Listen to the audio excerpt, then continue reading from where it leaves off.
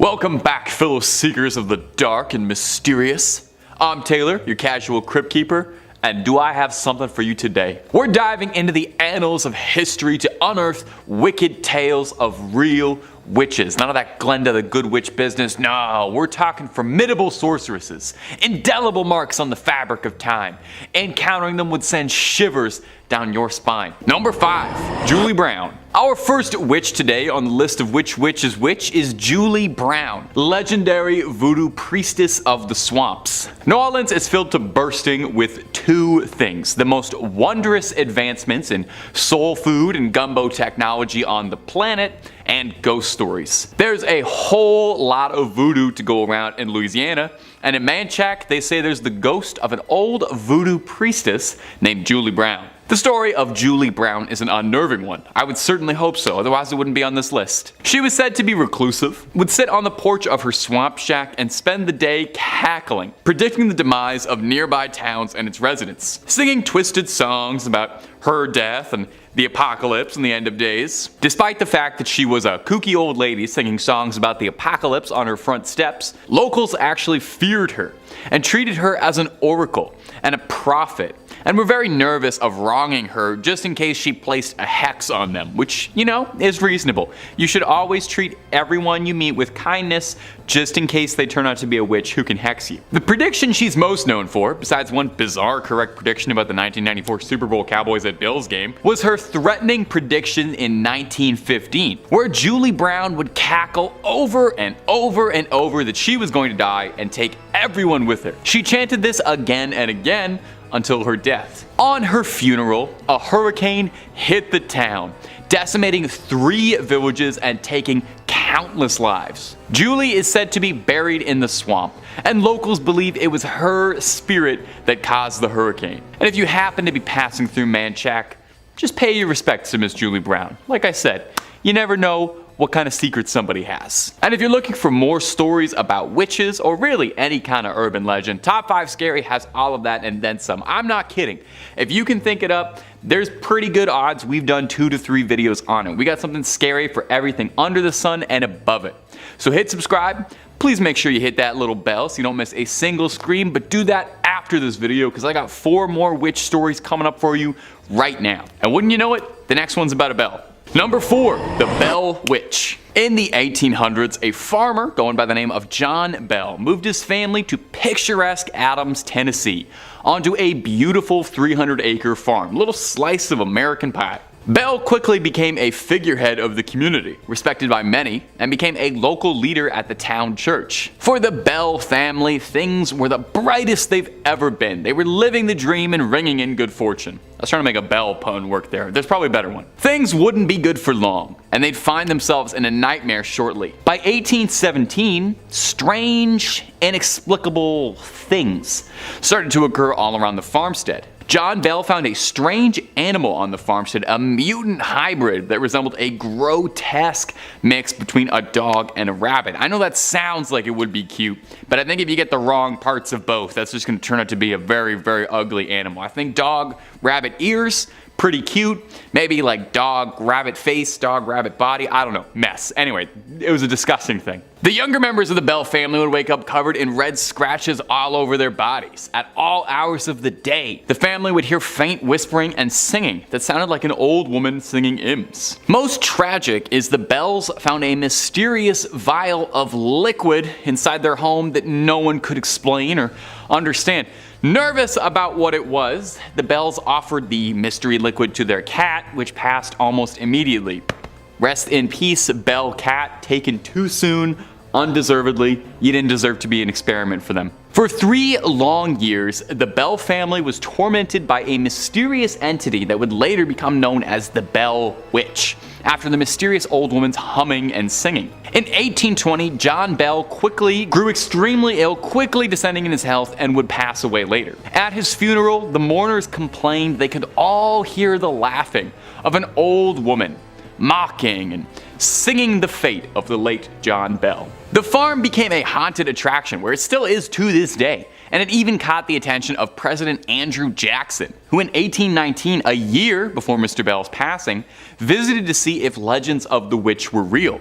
Allegedly, Allegedly. As soon as his carriage arrived at the property, the horses refused to budge anymore. The animals can always tell. Is anybody out there a fan of Married at First Sight? Personally, I'm not for a myriad of reasons. For starters, I'm not a big reality TV fan, and the thought of marrying somebody without knowing them first?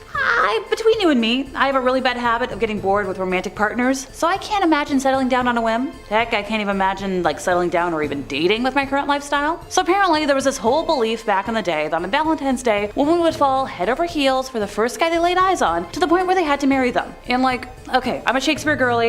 He totally played into this in Midsummer's Night's Dream. I love talking about this play. It's my favorite work. I've actually been very lucky. I've been in 2 different productions of it in my lifetime. So you know that part where Queen Titania wakes up and she falls madly in love with the guy with the donkey head?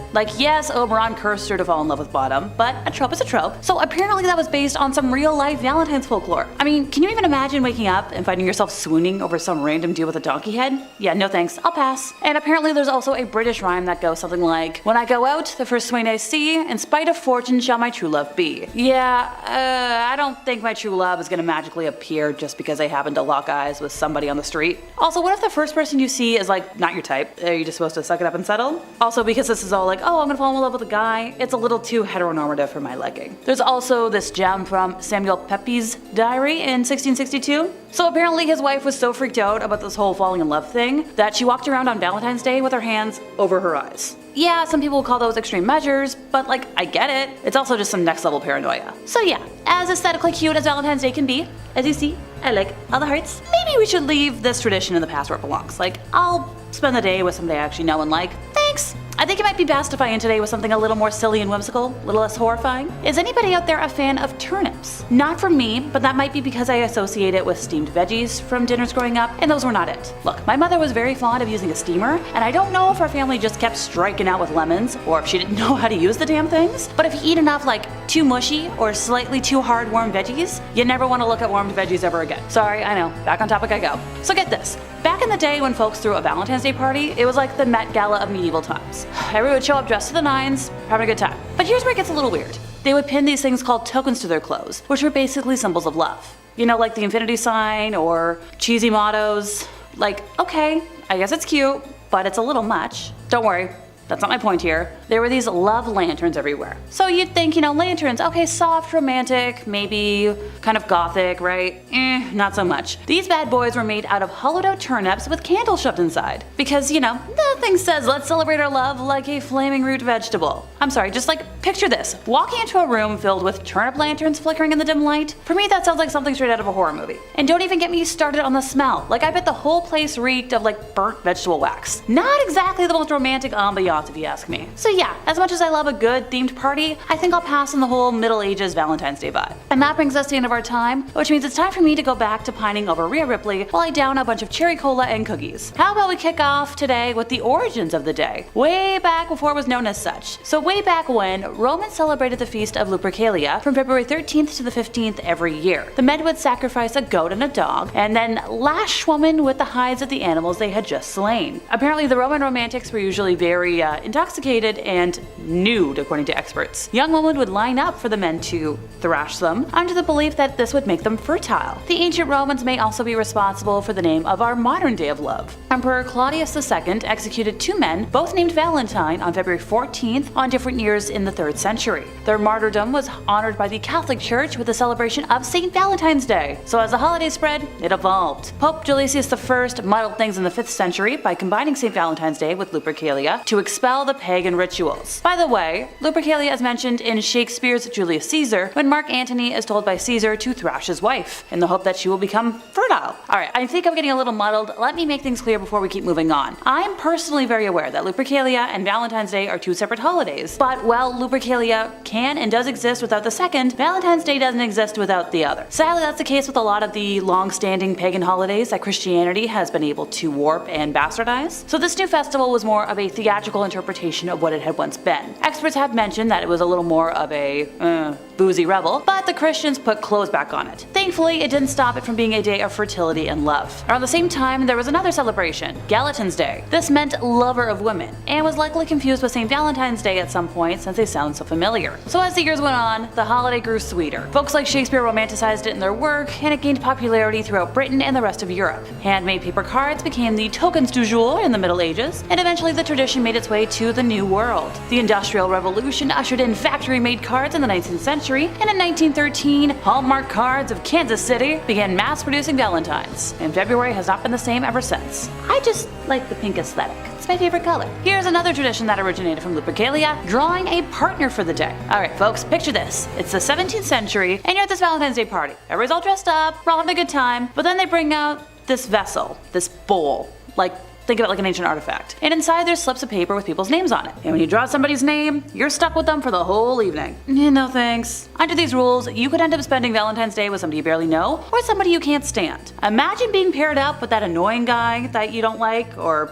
I don't know, your ex's friend. No thanks, I'd rather spend the night binge watching rom-coms with my stuffed animals and a candy tray. And like, this whole thing was just a weird matchmaking scheme. Like, if a guy drew a girl's name, he'd usually stick with her instead of the girl who picked his name. Oh yeah, everybody drew an individual name, and they didn't always match up. So then, he's gonna go off with who he wants, and then we're dealing with the aftermath. Like, I get that it was supposed to be fun and all, but it sounds like a recipe for disaster. Imagine being stuck without a partner. I'm getting major picked last for school projects vibes. Also, apparently, people would wear these slips of paper with their partner's names on them for days afterwards. So like, you'd be walking around with like random guy's name pinned to your shirt. Look, if you really liked them, sure, it's cute, it's fun, it's like, oh my god, look. But if not, it's like, yeah, I got Brad. Great. And who knows, maybe some of these forced pairings actually ended up turning into something real, but I'm guessing most of them were just awkward encounters that everybody wanted to forget. So yeah, as cute as Valentine's Day can be with all the chocolates and the flowers, maybe we should leave the lottery thing in the past, where it belongs. I'll take the single Pringle lifestyle over that any day. Okay, picky eaters, this next one might be icky for you. I know with my ADHD, there are just certain things I can't handle, and this might just take the cake today for the grossest thing. So get this, if you were hoping for a proposal on this very special day, or you wanted to strengthen your marriage, there was this wild solution that people thought was gonna work. Brace yourselves, folks. Back in medieval times, folks had this thing called love potions. And it wasn't like some cute little concoction you'd see in a fairy tale, like no fairy godmother here with a cute little pink bottle.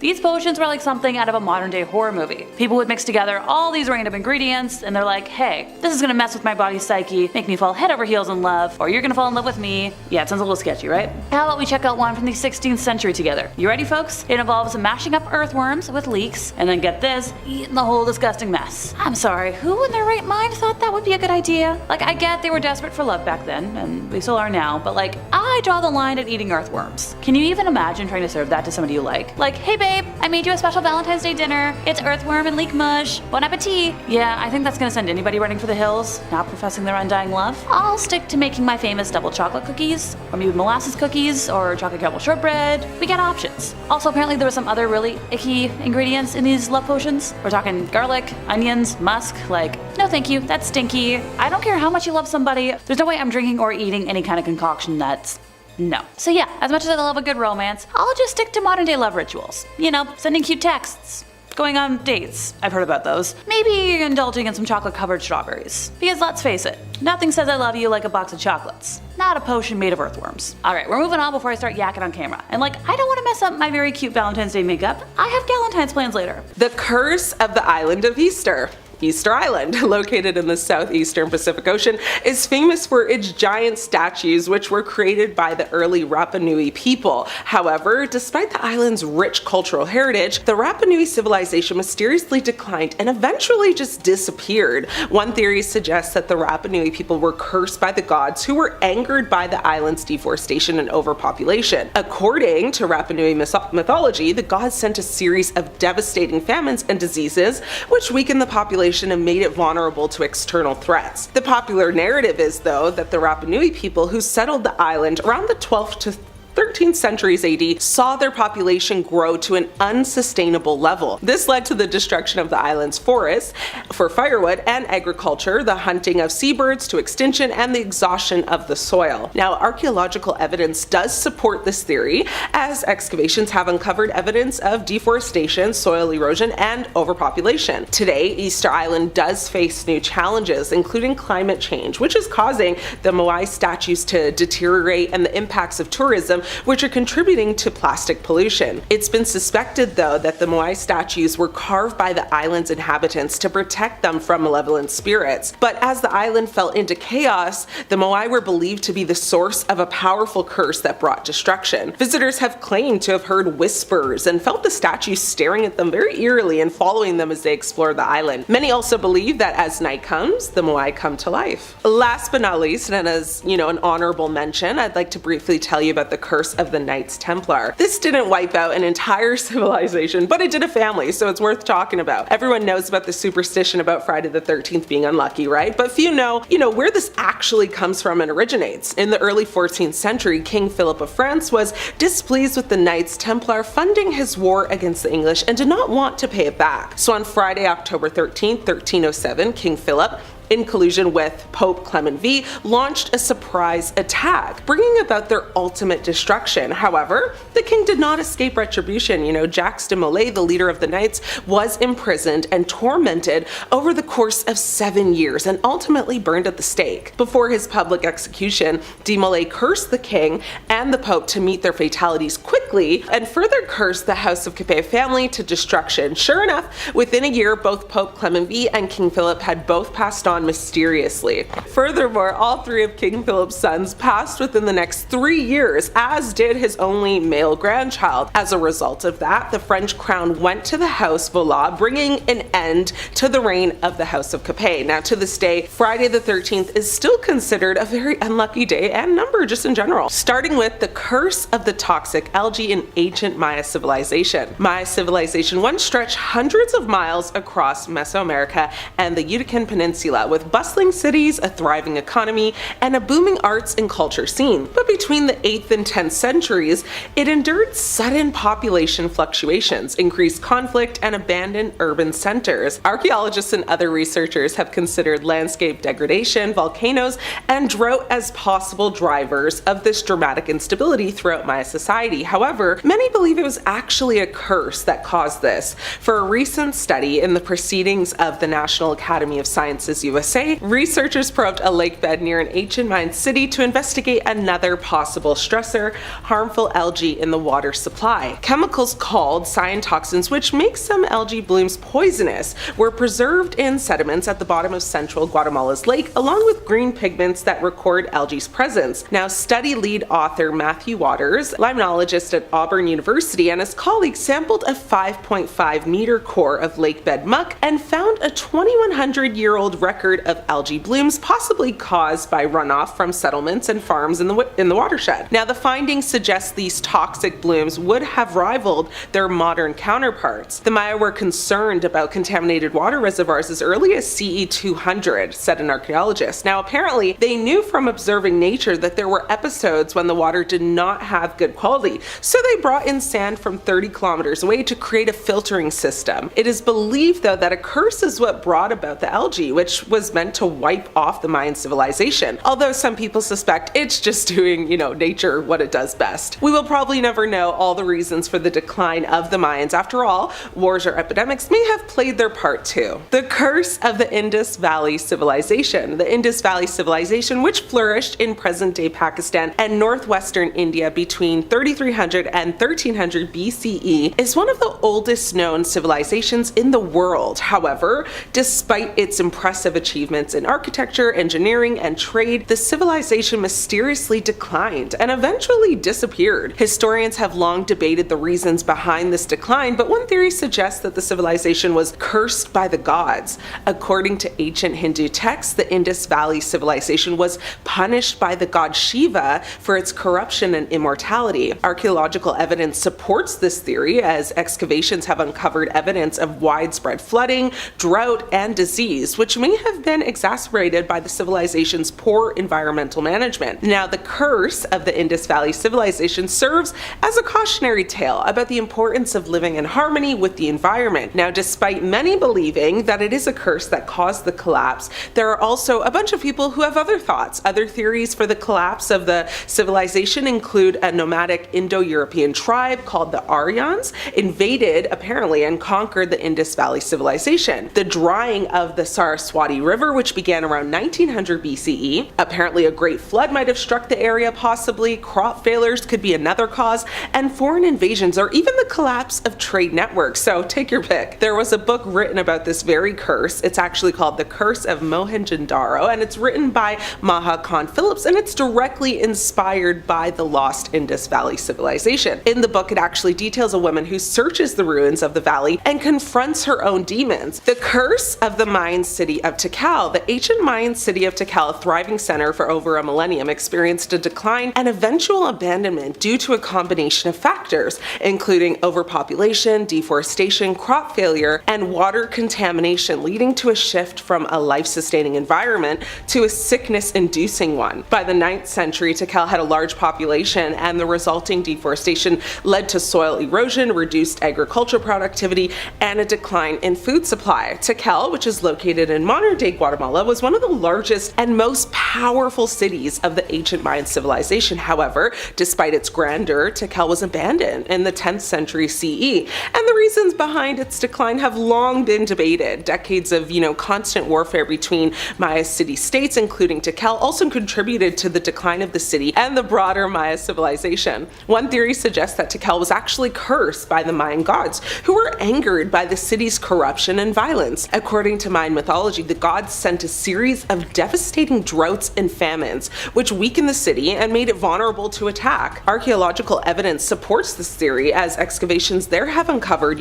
evidence of widespread drought, famine, as well as increased violence and conflict. The curse of Tikal serves as a reminder of the importance of living in balance with nature and respecting the gods, of course. The curse of the Egyptian pharaoh Tutankhamun, or the curse of Tut, is a popular legend claiming that those who disturb the tomb of the boy king would be struck by misfortune or fatality, though no such curse was actually found inscribed in the tomb. Now, the tomb of Pharaoh, discovered by Howard Carter in 1922, is one of the most famous archaeological discoveries in history. However, the tomb's discovery was also accompanied by a series of mysterious passings and misfortunes, which many attributed to a curse. The fatalities, of several individuals involved in the excavation and those who visited the tomb, including Lord Carnarvon, who basically financed the expedition, led to the belief in a curse. The fatalities and illnesses that occurred after the tombs opened led some to attribute them to the curse, while others suggested just coincidence or other factors. Some theories suggest that toxins or molds within the tomb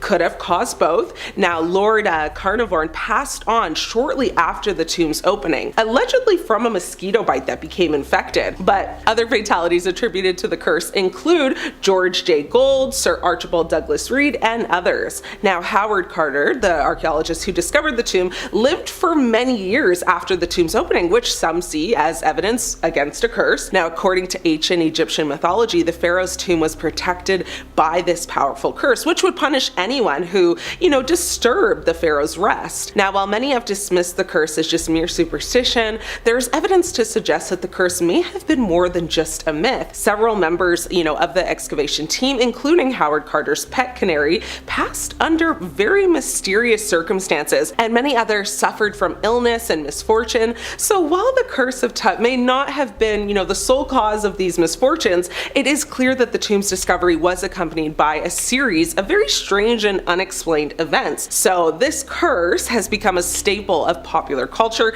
appearing in numerous movies, books, and television shows, further solidifying its place in the public's imagination. Number 3 on this list is Idi Amin. Idi Amin was a horrible individual who was brutal in every sense of the word. He overthrew the government in Uganda in 1971 and was in power there until 1979, when he was finally ousted. During his time in power, he showed the world just how horrifically evil he was. History.com says, once in power, Amin began mass executions upon the Akoli and Lango Christian tribes that had been loyal to Obote and therefore perceived as a threat. He also began terrorizing the general public through the various internal security forces he organized, such as the State Research Bureau and Public Safety Unity, whose main purpose was to eliminate those who opposed his regime. In 1972, Amin expelled Uganda's Asian population, which numbered between 50 and 70,000, resulting in a collapse of the economy as manufacturing, agriculture, and commerce came to a screeching halt without the appropriate resources to support them. Throughout his oppressive rule, Amin was estimated to have been responsible for the deaths of roughly 300,000 civilians. One of the worst parts about all of this is that he never had to pay for these heinous acts. After he was ousted in 1979, he fled to Saudi Arabia and just lived out the rest of his life there under protection. He lived comfortably there after having caused so much pain and death just years prior. He lived like this for decades until he finally died in 2003 from natural causes. Idi Amin doesn't get nearly as much media coverage as he should. The atrocities that took place in Uganda during the 70s need to be talked about more and must be acknowledged. Millions of people during that time would have been living in total fear of this man. I think it's fair to assume he probably still haunts the dreams of those who had to live through this terrible trauma.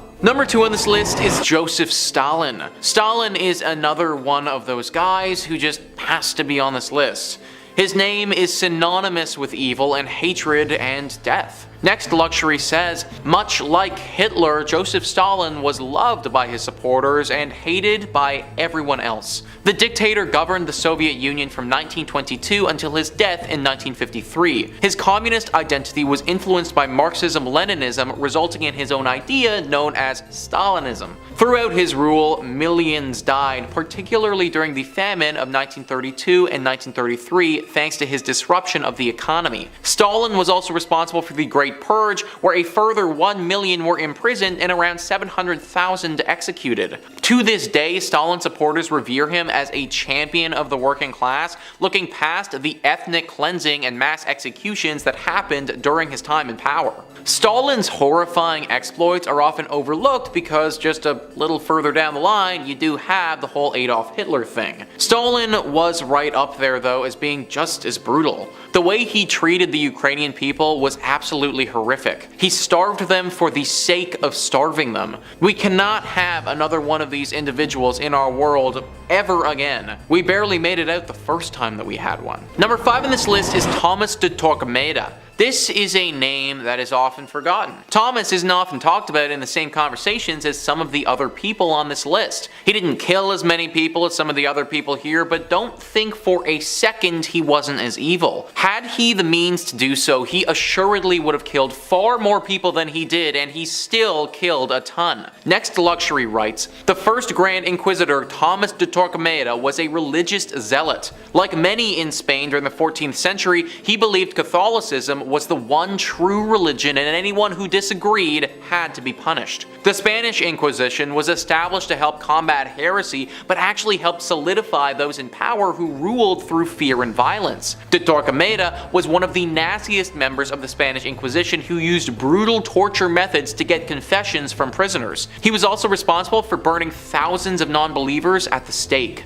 It wasn't even enough for you to convert to Catholicism, this guy would still come after you even if you did. If he thought you converted because of fear or some other reason he deemed unfit, then he'd force you to wear certain garments and torture you. Heretics would get waterboarded and then often killed afterwards. He saw to the expulsion of over 40,000 Jews from Spain as well. He kicked them out, only allowing them to leave with what they could carry, having to abandon their homes and their livelihoods. On top of this, he killed thousands of people too. This guy was absolutely messed up and would do anything in his power to keep Catholicism alive in Spain. I guarantee that if you lived in Spain during the 1500s, then this guy would definitely have been haunting your dreams. Number 4 on this list is Osama bin Laden. I think we all know this name, and I wouldn't be shocked if some of you have already been haunted in your dreams by it. Next Luxury writes, unlike many of the other evil people on this list, Osama bin Laden wasn't responsible for the deaths of millions. He was officially held accountable for the deaths of 2,977 people. What makes him such a detestable individual was that the murders came about as a result of the September 11th attacks. This remains the deadliest terrorist attack in human history. The legend of the terrorist organization Al-Qaeda,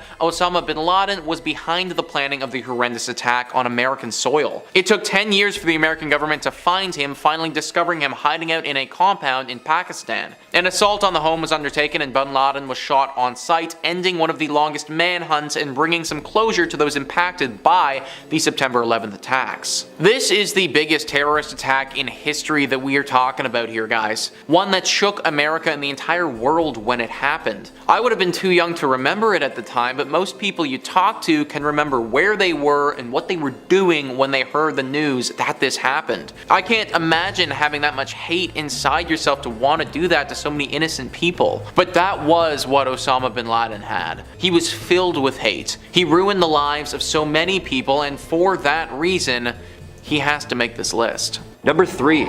Dictators and warlords. If you're a history buff like me, then you are well familiar with the atrocities carried out by leaders of regions trying to secure peace and place all around the world. These people, mostly men, make up most of the responsibility of the death of the humankind. Infection, disease, and plagues can't touch the amount of bodies leaders, dictators, and warlords have countlessly used in the universal game for turf and power. Some of these leaders have reigned in the last 100 years, and we can still feel the effects of their acts and wishes now. Some of these people even include Genghis Khan, a ruthless military leader of the Mongol forces wreaking havoc and torture amongst its enemies everywhere in Northeast Asia, somewhere around 40 million people. Mao Zedong, 1893 to 1976. This man was one of the world's most notorious mass murderers, including somewhere around 200 million deaths. We felt, seen, and read the effects of the Germans during World War II, orders of highly educated scientists and doctors, the precise calculated ways to exterminate mass amounts of people under the guise of scientific knowledge about humankind.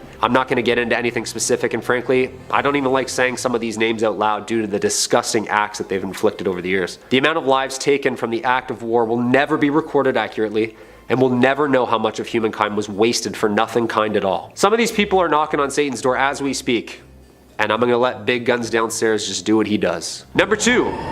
Gilles de Rais. The nobleman slash serial killer had reportedly turned to the dark occult, a wooded practice sometime around 1435 when he tried to invoke up the devil himself to help him gain knowledge, power, and riches. Scholars have documented events such as this and have claimed that this man is the sole inspiration for the infamous fairy tale Bluebeard. However, the very true and real story of this Frenchman is much sicker in nature. A distinguished knight and once a lord who at one point served as a military commander for Joan of Arc in the 100 Years' War, Gilles de Rais' reputation was somewhat besmirched when he was arrested for crimes relating to Satanism, abducting, and of course the countless murderings of numerous young adults. After his arrest in 1440, de Rais was put on trial, and though he was found guilty of abducting, torturing, and the murder of more than 140 people, terrifying in itself, many researchers in folklore believe it's somewhere around 800 young adults. I bring up de Rais because after researching about him, I understood why he deserves to sit at number 2. The Bluebeard-inspired life of de Rais can be read about,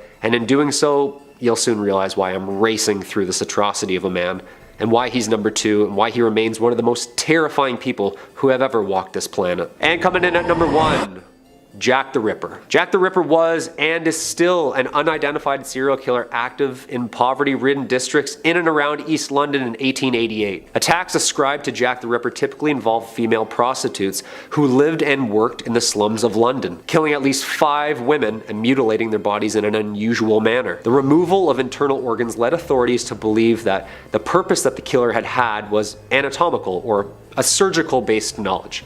Highly educated, even possibly being a doctor himself or surgeon. In October 1888, numerous letters were received by the media outlets, and authorities from the Scotland Yard had been proposing that there was a murder amidst the city. The name Jack the Ripper was born. The letter is widely believed to have been a hoax and may have been written by journalists in an attempt to heighten paranoia in storytelling and in newspaper sales. The murders were never solved, and the legends surrounding these crimes became a combination of historical research, pseudo-history, and fear-inducing lore. What makes these murders so sickening and yet still so interesting is not only did they never find or identify the actual killer, but Jack the Ripper's murders suddenly came to a mysterious halt in the fall of 1888. But London citizens continued to demand answers that would never come.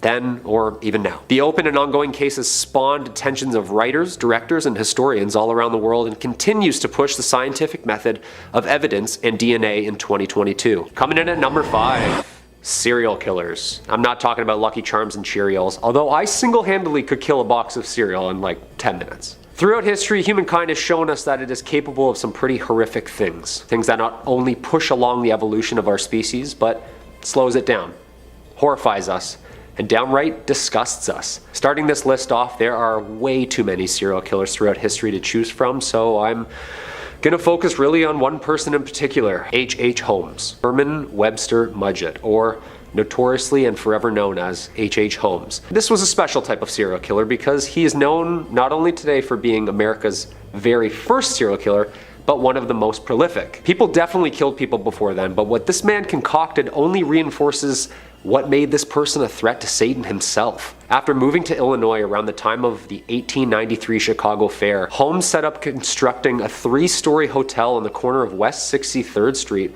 for weary travelers. Sounds pretty kind of him. One catch: this mansion, or later known as Murder Castle, was a labyrinth of specifically designed and constructed torture rooms. A number of rooms were found to have hidden peepholes, trapdoors built into the floorboards, and even pipes through the walls that Holmes would pump gas into to be breathed in by the unexpected guests. A maze of secret passages, ladders, and hallways, eventually all leading towards chutes to the basement, the end of the maze, and the final room, fully equipped with surgical tables and a furnace. Holmes was eventually arrested in 1896 for the murder of 4 people, but what makes this person one of the worst is before he was hanged, he admitted to killing at least 27 more in his sick, twisted funhouse. Although serial killers have made famous through the years, Holmes takes the cake due to his clever, innovative, and downright disgusting mind to torment his guests. This is basically just all the Saw movies stewed into one giant maze.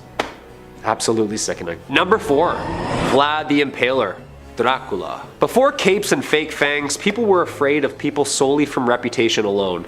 You didn't need to dress frightening one night of the year to really scare the bejesus out of someone. I'm talking about real life. Vlad the Impaler was the second of 4 brothers born into a noble family of Vlad II Dracul. His name was derived from the Latin Draco, after his father's induction into the Order of the Dragon, created by Holy Roman Empire Sigismund, responsible for defending Christian Europe against the threatening Ottoman Empire. Vlad is believed to have been born in what is now Transylvania, central region of modern Romania. His name and reputation would be given to him later due to the ordered impaling of some 500 enemy boyars. Vlad was tasked with leading a force to defend Wallachia, back then Romania, from invaders. During his 1456 battle to protect his home, he was victorious in hand-to-hand combat, but let's get to the stuff that really makes this guy terrifying. In some cases, which led to all cases, Vlad would order a pole or pike, usually carved from wood, to be rounded, not sharpened, to avoid damaging internal organs and thereby prolonging the suffering of the victim to death. A giant spear secured into the ground. Nasty. The pole was then raised vertically to display the victim's torment and could take hours or even days for the impaled person to die. This guy really made a mockery out of his victors and forever known as not only killing his opponents in battles and war, but displays their carcasses to any empire-threatening house of Dracul. Legend says that Bram Stoker's Dracula was based on the events and details of Vlad the Impaler, and it is best guessed that if there was someone going around killing hundreds of people, draining them of their blood whilst alive, it was probably Vlad. Number 3, Alfred Nobel. We're sort of seeing a pattern here. These people had somewhat of a good intention that later turned out to be not so good, which led us to even asking, were they even supposed to be born at all? Cruel, but food for thought. Alfred Nobel was a Swedish chemist, engineer, inventor, and philanthropist, and known for having sacrificed his entire fortune to establish the Nobel Prize, holding 355 patents of his own in his own lifetime. Smarty pants. Nobel's most famous invention? Dynamite.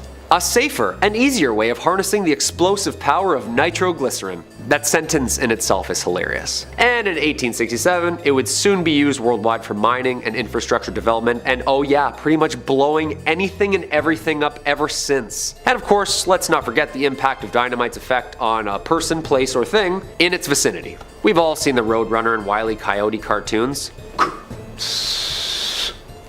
And this guy invented it.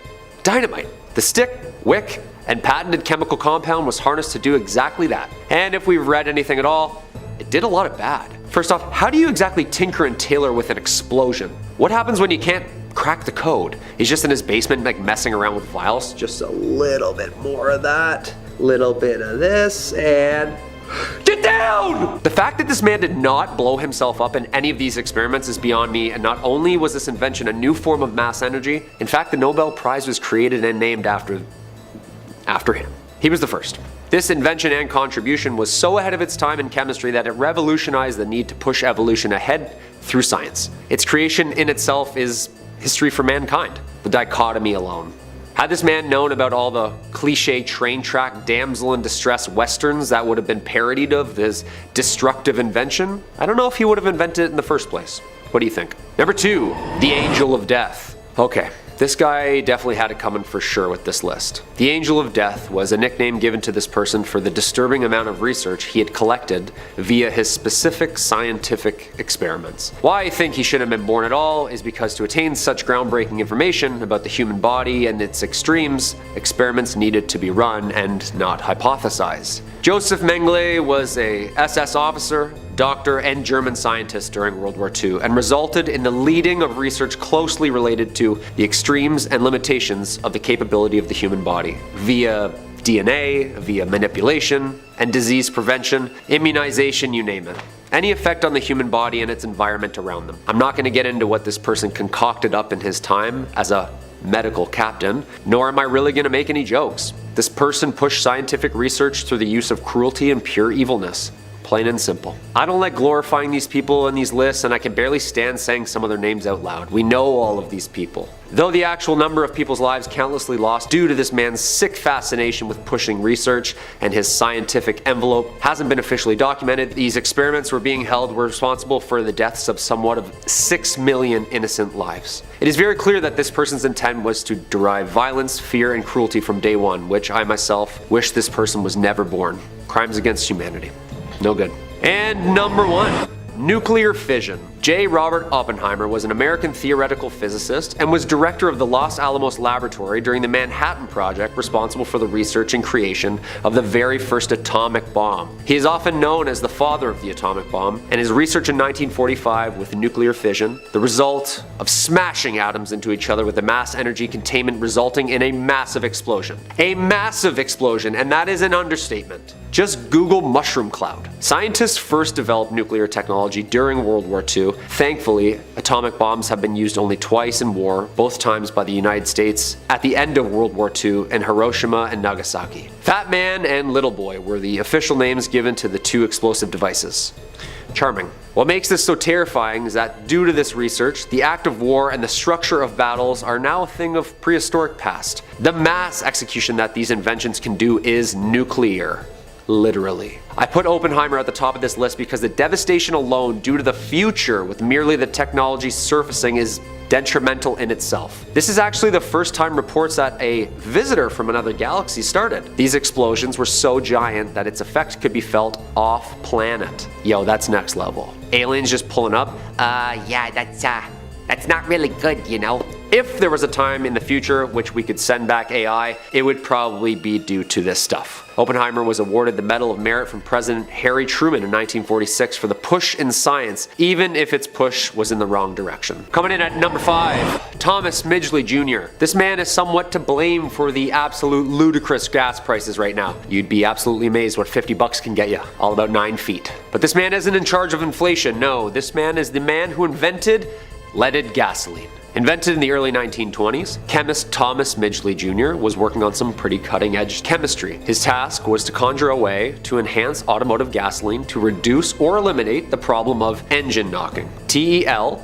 or better known as tetrathiolide, was an additive mixed with gasoline to do exactly that. And on December 9th, Tommy here unwillingly and unknowingly created what is to be the most destructive, biodangerous chemical compound, slowly and efficiently destroying our atmosphere. Long story short, this guy created the world's worst pollutant known to us so far, lead. Lead is a naturally occurring metal found in Earth's crust. Its widespread use has resulted in aggressive human environmental contamination. Companies GM and Standard Oil formed the Ethel Corporation shortly hereafter to produce TEL. The company's name was carefully chosen to avoid the use of the word lead. Yeah, don't just take it right out. right out. Of course, shortly after its production, workers began suffering what would become lead poisoning, which resulting, not long after it opened, workers at the ethyl plant began suffering from poisoning, which in 1922, the US Public Health Service warned of the dangers of lead production and leaded fuel. However, the phase out of leaded gasoline wasn't officially banned until about 1996, and even in some places the early 2000s. It is estimated that 7 million tons of lead were released into the atmosphere from gasoline in the United States alone, and due to its popularity and production rates since the 1920s, it has been estimated by scientists that its result on the Earth accounted for about 900,000 deaths and about 22 million years of healthy life lost. I am not making a bold statement here in saying that this man shouldn't have been born. Maybe he could have been like a pilot or something, or a dentist. I don't know.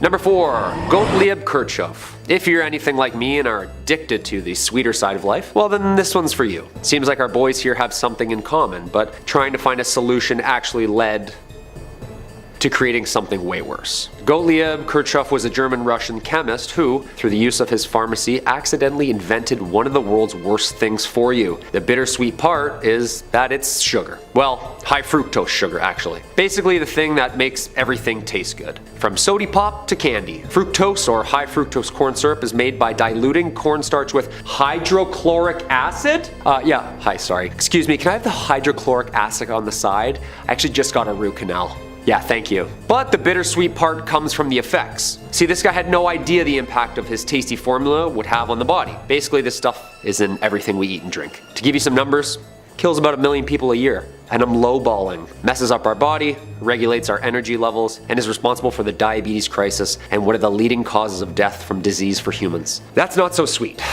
Next time you eat or drink anything, just look at the label. See what's in it. This guy thought he was doing us all a favor, making things tastier, making things deadlier, dude. I tried to mix this list up a bit instead of repeating main players we know who have created or been responsible for all the atrocities, and I chose Kirchhoff to be on this list for the impact that he would have on the future. I'm looking at the long game here. And if this guy wasn't born, then we probably could have avoided this breakthrough chemical discovery. And unless I'm Kyle Reese from The Terminator, we'll never know.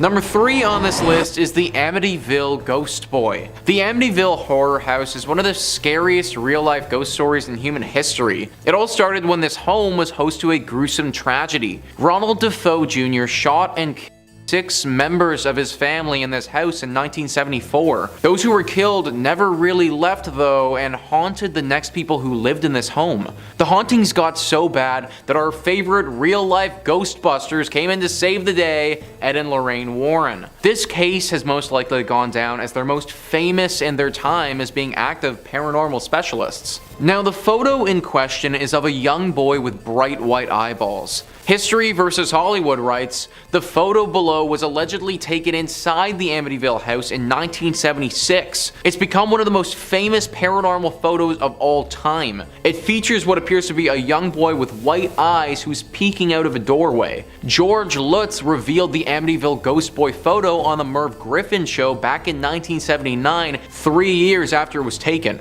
The image was supposedly captured by Gene Campbell, a professional photographer who was part of the team who worked with paranormal investigators Ed and Lorraine Warren. Gene had set up an automatic camera that took infrared pictures to capture the second floor landing during the night. Equipped with black and white film, his camera captured this Amityville Ghost Boy photo that some have speculated could be the ghost of the murdered child John Defoe, who'd lived in this house with his family prior to the Lutzes. How a child would have gotten into this home, what he would have been doing here, these are all the questions that we don't know and probably won't ever know. That's why for now anyways, the most probable explanation is that of a ghost. Number 2 on this list is the Dyatlov Pass. The Dyatlov Pass incident is a tragic event that occurred in 1959. 9 Russian hikers died on February 1st and February 2nd in some very strange, unexplained circumstances. Listen to what Wikipedia writes about the manner to which these bodies were found. After the group's bodies were discovered, an investigation by Soviet authorities determined that 6 had died from hypothermia, while the other 3 had been killed by physical trauma. 1 victim had major skull damage, 2 had severe chest trauma, and another had a small crack in the skull. 4 of the bodies were found lying in running water in a creek, and 3 of these had soft tissue damage of the head and face. 2 of the bodies were missing their eyes, 1 was missing its tongue, and 1 was missing its eyebrows. The investigation concluded that a compelling natural force had caused the deaths. Numerous theories have been put forward to account for the unexplained deaths, including animal attacks, hypothermia, avalanche, katabatic winds, infrasound-induced panic, military involvement, or some combination of these. These are all plausible, but some other supernatural causes have also been thrown out there as well. Aliens, yetis, demons, these are all the things that people have speculated upon. The manner to which these people died is just so strange that it doesn't make sense.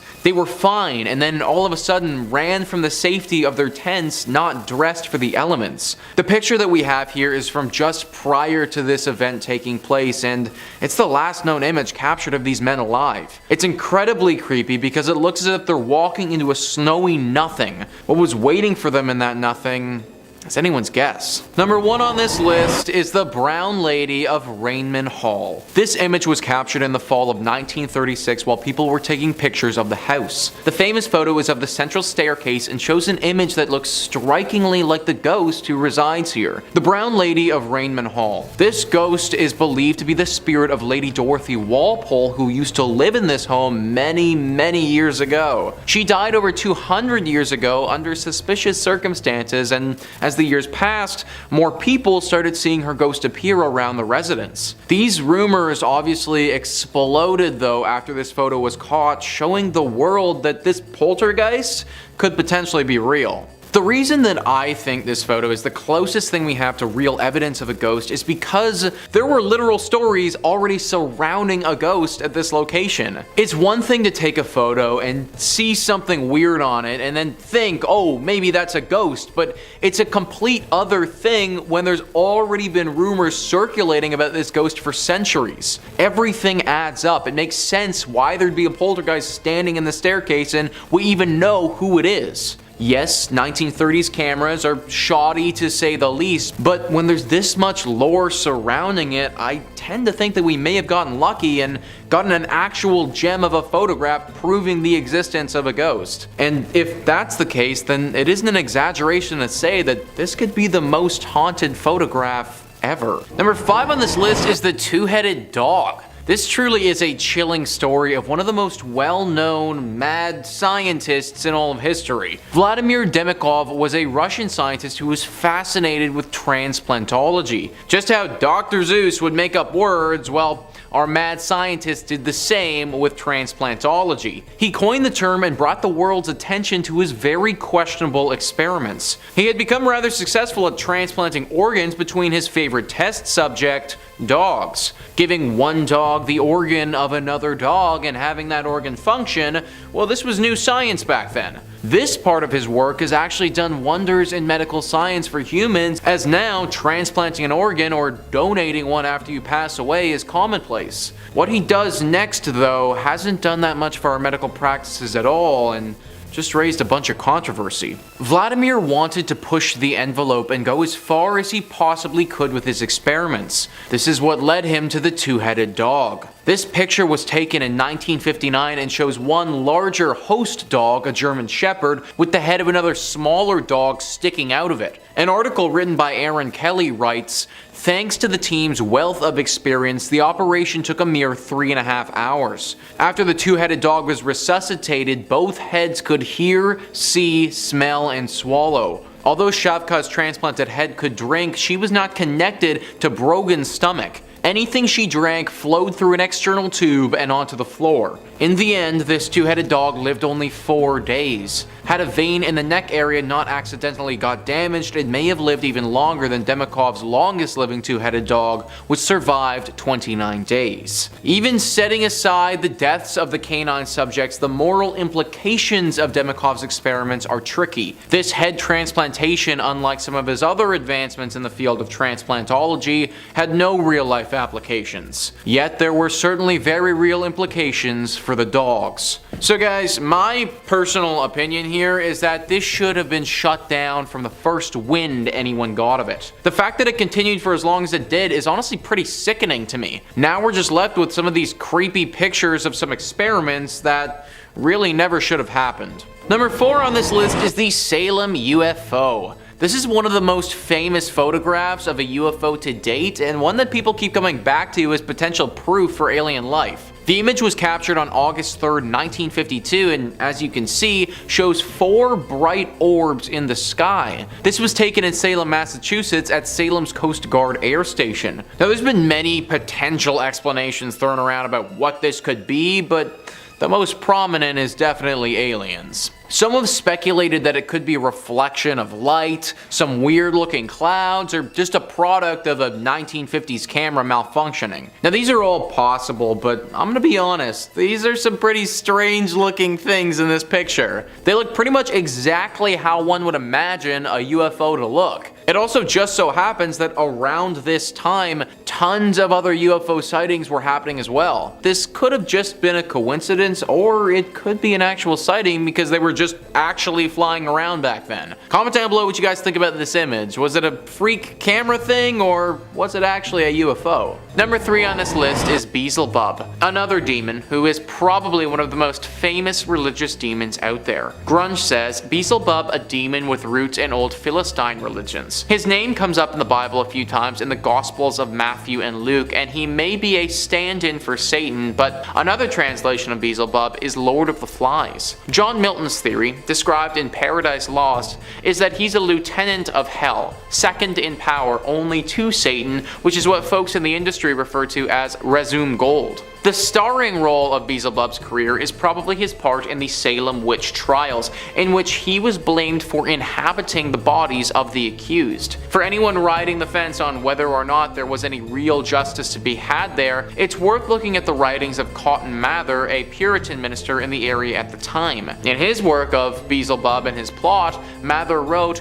that there is a devil in a thing doubted by none but such as are under the influences of the devil. If Beelzebub was actually real, then he is responsible for the death of tons of people due to all of the witch stuff that went down. Not to mention just the trials, but what sort of stuff did he actually make these people do? It could be any number of things that we still don't even know about today. For obvious reasons, the church was not too fond of this demon, but it wasn't just the church. Your average everyday individual wasn't too fond of him at all either. Like, think about it. Back in the day, you would have to worry about having Beelzebub come and get you, and then you'd be put on the stake for being a witch if you did. Now obviously, these witch trials were not done even remotely how they should have been, and it's unclear whether or not Beelzebub did or didn't play a role in them. But still, it doesn't change the fact that you would have been worried about him if you were alive back then. Number 2 on this list is Arianism. Arianism wasn't a person necessarily, but a full-on train of thought by many different people that the church was extremely scared of. The Catholic gentleman says, aside from the various Gnostic sects that plagued the early church, it is in Arianism that is arguably the most famous of all Christian heresies. It struck at the very root and core of Christian teaching that Jesus was God himself in the flesh and relegated the person of Jesus Christ to that of a mere created thing.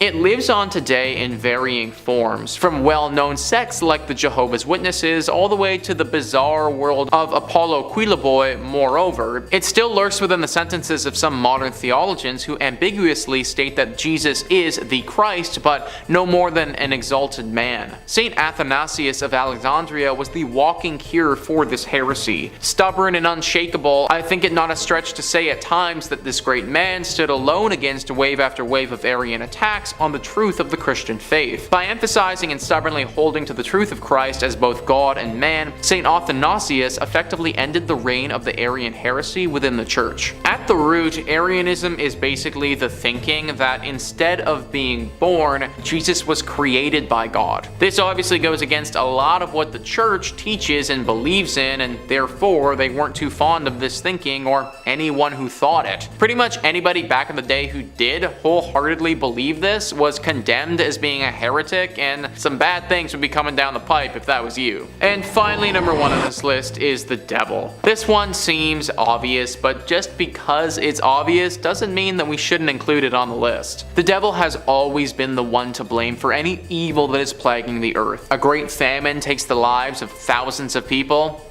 The devil did it. Someone loses their minds and kills a bunch of people. They must have been taken over by the devil. My coupon for 20% off on hot wings expired a week ago. must have been the devil. Obviously, everyone was scared of the devil if he came for them. The church was scared of it, and the average person was scared of it. What is really interesting to me, though, is that the devil, even though he is horribly scary, is actually necessary to religion and the church. Without a devil, the only person to blame for anything bad happening would be God. The guy who's supposed to look out for us all the time would actually be the one doing all of the nasty things that happen to us, as well as all of the good things. Therefore, if we wish to believe that God is good and has our best intentions at heart, we sort of need to have a devil around to take the blame for all this stuff. It's just interesting to think that without the devil, one might be able to argue that we are the most scared of God. Not sure how I feel about that, but a cool thought experiment nonetheless. Number 5 on this list is Pelagius. Pelagius lived around 390 AD, and although very little is known about his personal life, we do know that the church was really not happy with his theological teachings. The Catholic gentleman says, Pelagianism radically corrupted the church's teachings on grace, sin, and the fall. Its namesake, the British monk Pelagius, taught that the sin of Adam had no bearing on subsequent generations. Essentially, man was inherently good and unaffected by the fall.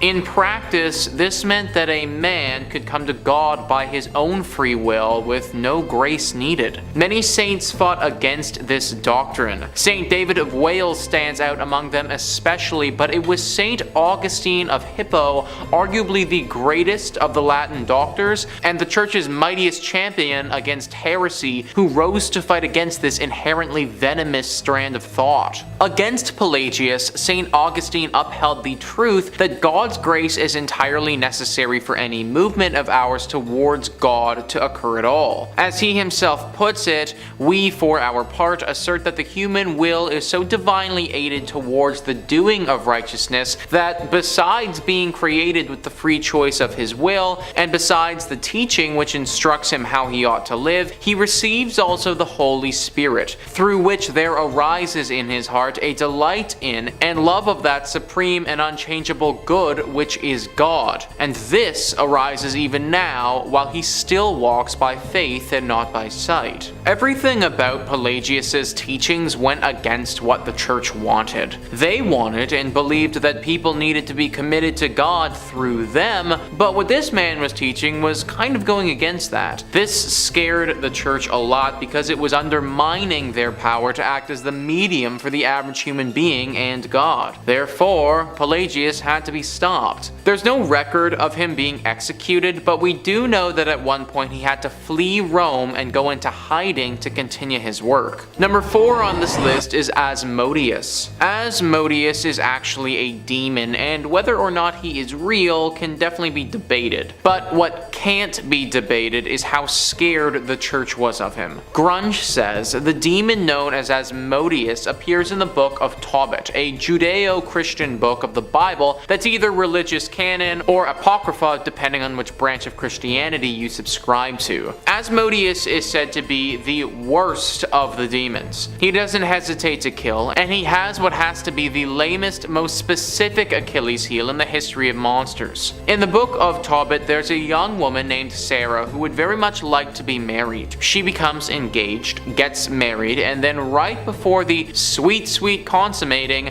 Asmodeus shows up and kills her husband. What might seem like a fluke quickly becomes a trend, as this happens to Sarah a total of 7 times. On lucky number 8, Sarah, who must have been an amazing conversationalist for this many guys to roll these dice, marries a guy named Tobias, who the Archangel Raphael gives the scoop on how to beat Asmodeus. The demon appears on the wedding night, and Tobias tosses a fish's heart and liver onto some coals, causing smoke that triggers Asmodeus's asthma or something like that. Asmodeus scampers off, and Raphael tracks him down, ties him up, and strangles him. So luckily for us, the text says that there's no more of Asmodeus, but that doesn't mean that his evil spirit doesn't still linger on. This is a demon that we're talking about here, and one of of the worst ones ever at that. So I wouldn't be surprised if getting rid of this guy for good is a pretty hard thing to accomplish. Also, just a sidebar here, but poor Sarah, eh? This lady's just trying to get married and literally has to do it 8 separate times before one finally sticks. I think after marriage number 3, I'd personally just call it quits and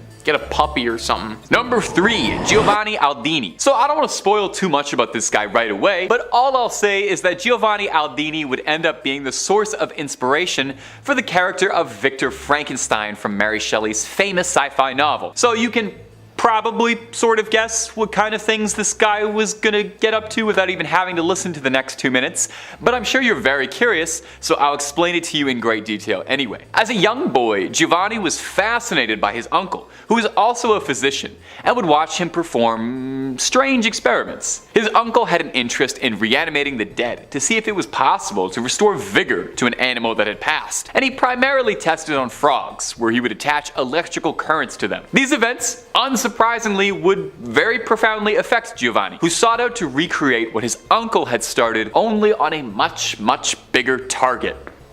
It's man if you couldn't figure that out by now. As he grew older, Giovanni followed in his uncle's footsteps, zapping frog corpses, moving up to trying to reanimate a bull's head, until ultimately earning his place in mad science history when he started to begin his trials on humans. He sourced his bodies from executed prisoners, thinking, hey, they're done with them, I might as well use them. Trouble was that Italy tended to prefer execution methods that involved the head and the body going in separate directions, although Giovanni made use of this as well. He discovered that with an electric current, he could make a patient's face contort, and this was on a head detached from a body. There's a terrifying mental image for you for the day. It was then, when he started sourcing prisoners' bodies from England, that he started to inch closer and closer to that goal of reanimation. He asked for a body as fresh as possible, and he got one George Foster, not the one who played for the Reds though. Attaching probes to this body, astoundingly, he got the man to open an eye, shake his jaw, and seemingly take a breath. This would end up being his last experiment, however, and he deemed the experiment a failure because the thing didn't sprung to life Frankenstein style. Chin up! I bet you'd love to know that your legacy was inspiring one of the most famous horror stories ever about a lunatic doctor who electrifies a corpse. Number 2, Albert Krigman. Now I feel like it bears mentioning before I even talk about all the twisted weird stuff that he did to earn his place in this list of evil scientists that Krigman just sounds like an evil scientist name, does it not? Like if you were writing a movie script, Krigman would be the stand-in name for your evil scientist before you could come up with a better one. Anyway, I digress. Dr. Albert Krigman was a dermatologist who was commissioned by Dow Jones and the US Army to research the effects of chemical compounds on human skin. Oh, yep, this is not going anywhere good. It goes without saying, but like he wasn't checking for Head and Shoulders 3-in-1 conditioner. Krigman was offered a modest lump sum of 10 grand in grant money to research, and he set up shop right away in Holmesburg Prison in Philadelphia, where he got a near endless supply of test subjects, or victims, to experiment on with very little regard for their safety or hygiene. It was documented that the experiments at Holmesburg Prison included hair transplants, implementation of foreign bodies, burns and radiation of the skin, exposure to dioxin, application and ingestion of toxic and near-lethal doses of acne medicine, and the yanking of fingernails. Ugh. I completely understand if you need a moment to just kind of catch yourself. And editors, I'm so sorry for the pictures you guys are looking at for this video. You guys work hard. Alright, let's get back to talking about stomach-churning evil done in the name of science. One of the main compounds Krigman researched that I listed off in that little list before was dioxin, the main ingredient of Agent Orange, the infamously evil chemical weapon the USA used during the Vietnam War. Inmates would be scarred, left sick with permanently disfiguring skin conditions leading to very painful side effects. Oftentimes too, many subjects were exposed to all sorts of contaminants and other infections from other conditions he was doing, other experiments he was doing. He did not keep a clean workspace. Krigman destroyed many of the notes from his research, but through testaments from his victims, we know the truth of what he got up to. While there were attempts to get justice after the fact for what the inmates experienced, Krigman himself lived to the age of 93 and never faced any sort of consequences whatsoever for his actions. In fact, the worst part is Krigman loved what he did. Take a listen to this spine-chilling real quote from a real scientist who was really hired by the US Army. All I saw before me were acres of skin. It was like a farmer seeing a fertile field for the first time. That sounds like it's from one of the Saw movies. Are you kidding me? Okay, moving on. Somehow there's a guy who tops this. And finally, number 1, Sidney Gottlieb. Unlike the other scientists on this list, where I would offer a little bit of leeway onto whether or not you could truly consider them to be vile and evil outright, or just, a bit morally flexible in the name of progress, I actually feel very decent taking a stance and saying Sidney Gottlieb was pure evil. Gottlieb was an American chemist and spy master who helmed the CIA's infamous MK Ultra program. Surely, if you've watched even 2 videos featuring me, you have heard me yell like a lunatic about the MK Ultra program. The CIA's very real, very well documented, very traceable mind control program that they were very really researching in the 60s and 70s. And this lovely son of a gun was behind most of it. Gottlieb is about as close to the pop culture definition of an evil scientist as you can get. He believed that there was a way to influence the human mind to ensure global domination for the United States. At the height of the Cold War, the CIA believed that China and Russia had advancements in mind control technology and they needed to catch up. Gottlieb was commissioned to run a series of experiments. Initially, the goal was to develop a truth serum. Gottlieb would experiment with just about every single illegal illicit substance you could on humans, most of the time without them knowing what he was doing. He tested on volunteers, prisoners, homeless, but most often people had no idea the nature of his experiments, and he tended to pick people who had nothing left and had a lot to gain. After months and months of this left him unsatisfied, he was granted extra powers and resources for his experiments, gaining the full funding of the US Army. The goal of MK Ultra was to develop techniques that would crush the human psyche to the point that it would admit anything. Wow. This included torment like electroshock, sensory and sleep deprivation, all kinds of illicit substances, physical and mental damage, and so much more we can't even talk about. Eventually, the program was officially disbanded, citing that it was difficult to control the human psyche in this way. Gottlieb would stick around, however, since he had a real taste for doing evil science, and would helm the CIA's Poison Research Division, looking into just about every way you could conceivably poison a human being, including one infamous poisoned cigar for one Fidel Castro. Gottlieb retired in relative obscurity, never seeing any justice for his work, and lived out his days quietly in Virginia, largely forgotten by history. Well, not by me.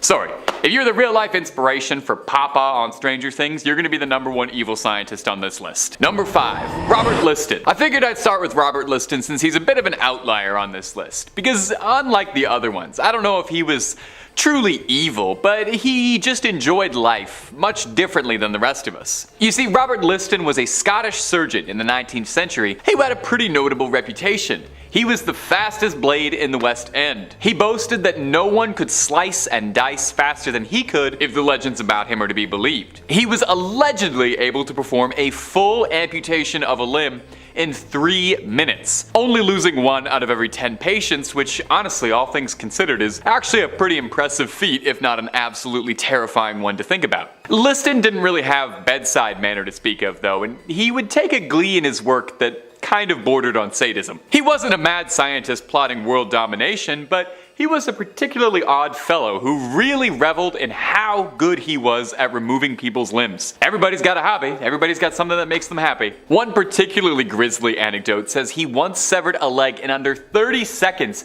and gleefully laughed to his crowd of spectators, "Time me, boys!" So evil? I don't know, maybe not. Questionable? Absolutely. Would I hang out with this guy? Probably not while he was working. The issue with Liston is that while he definitely had speed, and no one could argue that, accuracy was not always his strongest suit. Frequently, his rush work would result in his patients having unnecessary complications and conditions such as dying. Perhaps unsurprisingly, Liston has the world's only surgery with a 300% mortality rate. In one occasion, he was working so quickly and carelessly that he amputated his assistant's own fingers off while attempting to sever a leg. And as he was doing this, he swung the knife backwards and ended up hitting a spectator who fainted out of shock. The patient, the assistant, and the spectator all died a few days later, leading to the only surgery that managed to lead to the death of 3 people. That's an impressive record, if nothing else. And my friends, if you'd like to hear more freaky stories, true crime, cryptid sightings, UFO conspiracies, and just about everything scary under the sun and above it, why don't you give Top 5 Scary a subscribe for the best scary content on the net, and keep on screaming. Alright, moving on. Number 4, José Delgado. Do you think you could control a bull? I definitely don't. But José Delgado believed he could. He was a controversial researcher who believed that the best way to get an animal to behave was not by training it or teaching it a trick and giving it a treat every time it does the trick right, but to implant a series of electrodes into an animal's brain to be able to manually control it with a series of electroshocks. To make a lot of very complicated neuroscience comically short in layman's terms, he was creating remote control monkeys. And do you kind of want one now? Because I kind of want one. Delgado signed on to Yale University sometime in the 1950s, where he set up his little shop in a lab tinkering with all sorts of fun electronic experiments and gizmos to research new methods of control. Oftentimes it was literally the flip of a switch that would alter the mood of a creature. The thing is, as scary as what he did, the results he was getting were unbelievable, stuff straight out of sci-fi. He was able to train monkeys by stimulating the parts of their brain that would activate aggression, and he would teach them how to manipulate other monkeys that were threatening them by flipping the switches of their aggression. It's nuts. Did you watch Westworld? I know you probably watched the first season at least. I've seen the viewership numbers. You know how in that show they could use those little tablets to open up like a cowboy robot's personality and alter all those stats like aggression, romance, bravery, etc, etc. Well, that's kind of what Delgado was doing, only on chimps instead of Evan Rachel Wood. One controversial experiment involved generating a painful sensation in a chimp's brain every time it produced a particular brain signal, which eventually led to the chimp learning not to think like that. Woof. Delgado's most infamous trial though was the one I mentioned at the beginning, stopping a bull in its tracks. He stood in front of a bull and, like the matadors of legend, stared it down and used a shortwave radio and a series of electrodes to freeze it in place. Johnny Knoxville would have loved that. Now, despite the controversial nature of his work, which inspired quite a good amount of debate and discussion about ethics, Delgado maintained up until his dying day that the work he was doing was for the benefit of mankind. He wasn't trying to develop mind control, nor did he see his experiments as a way to influence people, but rather he saw his work as a way to overcome mental illness eventually, and cure brain disorders, and also probably save the lives of a lot of bullfighters. Number 3.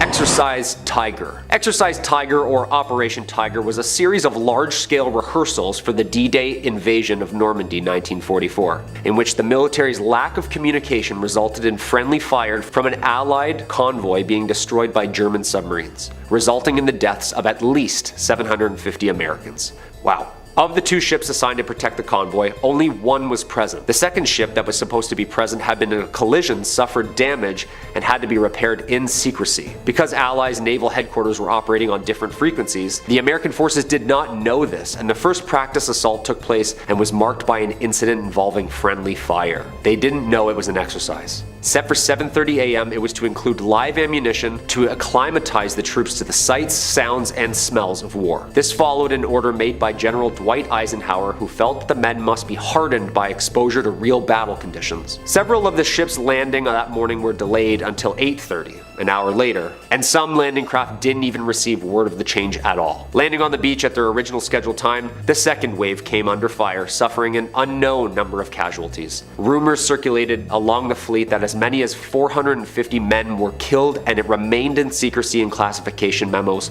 for numerous years after. I've seen Saving Private Ryan, and I can only imagine what this site looked like. Number 2. The Manhattan Project. Nuclear fission by chemists in 1938 made the development of the atomic project a theoretical possibility. The Manhattan Project was a research and development exercise during World War II that produced the first nuclear weapons. It was led by the United States with the support of the United Kingdom and Canada. Nuclear physicist Robert Oppenheimer was the director of the Los Alamos laboratory that designed the actual explosives. The Army component's first headquarters were in Manhattan, hence the name, the place name, and the official code name. The project began in 1939 and employed more than 130,000 people and cost nearly $2 billion to fund. Research and production took place at more than 30 sites across the US, United Kingdom, and Canada. During 1939, physicists drafted the Einstein-Szilard letter, which warned of the potentials of this extremely powerful creation of a new type. They had it signed by Albert Einstein and delivered to President Roosevelt. In 1941, President Roosevelt approved the atomic program, and Roosevelt chose the Army to run the project rather than the Navy because the Army had more experience with large-budget scientific projects. Plutonium was then chemically separated from the uranium by scientists, and the Fat Man and Little Boy implosion weapons were created at the Los Alamos Laboratory in New Mexico. The first nuclear device ever detonated was the Trinity test, conducted at New Mexico's Alamogordo Range 9 1945. Little Boy and Fat Man explosives were used a month later in the atomic droppings of Hiroshima and Nagasaki. In the immediate post-war years, the Manhattan Project conducted weapons testings, development of new weapons, promoted and supported medical research into radiology, and it maintained control over American atomic weapons research until the formation of the United States Atomic Energy Commission in 1947. Classified stuff, people.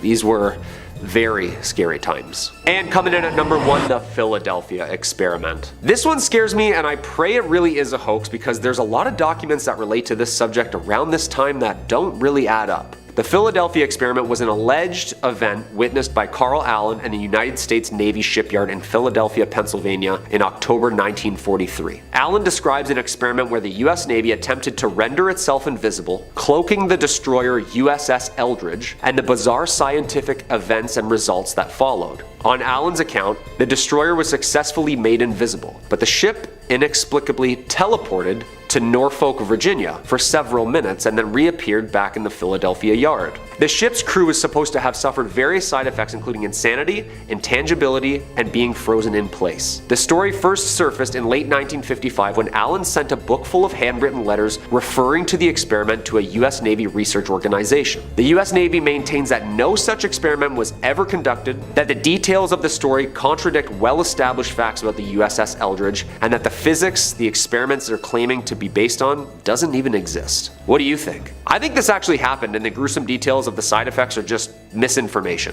I don't know. I get a weird feeling about this one. Too many science experiments at that time. Number 5. The WOW signal. In a 1959 paper, Cornell University's physicists had speculated that any extraterrestrial civilization attempting to communicate with radio signals might use a frequency of 1420 megahertz, which is naturally emitted by hydrogen, the most common element in the universe. In 1973, after completing an extensive survey of extragalactic radio sources, Ohio State University assigned the Big Ear to the scientific search for extraterrestrial intelligence famously known as SETI. Giant dish. Think Jodie Foster in Contact. 1977, Jeremy Amin, a SETI volunteer astronomer, was analyzing by hand large amounts of data processed by an old IBM computer. He spots a series of signal intensities and frequencies that left him and his colleagues astonished. The WOW signal was the first radio signal detected from Earth. The signal came from the direction of the constellation Sagittarius. Amin discovered the anomaly a few days later while reviewing the recorded data. Impressed by the result, on the computer printout he circled 6EQUJ5 and wrote 3 letters beside it. WOW. Leading to the event's famous name. The signal lasted for the full 72-second window during which Big Ear was able to observe it, but has not been able to detect it since, despite several attempts by Amin and others. It remains, as 2020, the strongest candidate for an extraterrestrial radio transmission ever detected. To this day, nobody can explain the signal, even though many have tried, claiming it could have just come from us. I don't know. What do you think? Number 4. Harvard psilocybin experiments. Operation Midnight Climax, 1954, consisted of a series of CIA-run safe houses and what went on inside them in San Francisco, California, and New York City. In 1960, 2 psychologists, Timothy Leary and Richard Alpert, ordered psilocybin from a Swiss company named Sandoz, with the intention to test if different administration modes lead to different experiences. They believed that psilocybin could be the solution for the emotional problems of the human brain. The first test group was 38 people of various backgrounds. 167 subjects in total participated in the study, willing or unwilling. In 1961, Leary decided to orient the study towards psilocybin mushrooms and the rehabilitation of prison inmates. The San Francisco safe houses were closed in 1965, and the New York City safe houses soon followed in 1966. Operation Midnight Climax and Project MK Ultra were considered to be so secretive that few people, even of the highest government positions, knew of their existence. Midnight Climax being a sub-project of MK Ultra's The Mind Control research program that began in the late 1950s by Dr. Sidney Gottlieb, who was a chemist of the CIA. Unlike Project Artichoke, Operation Midnight Climax gave Gottlieb permission to test drugs on unknowing citizens, which made way for the legacy of this operation. Hundreds of federal agents, field operatives, and scientists worked on these programs before they were shut down in the mid-1960s.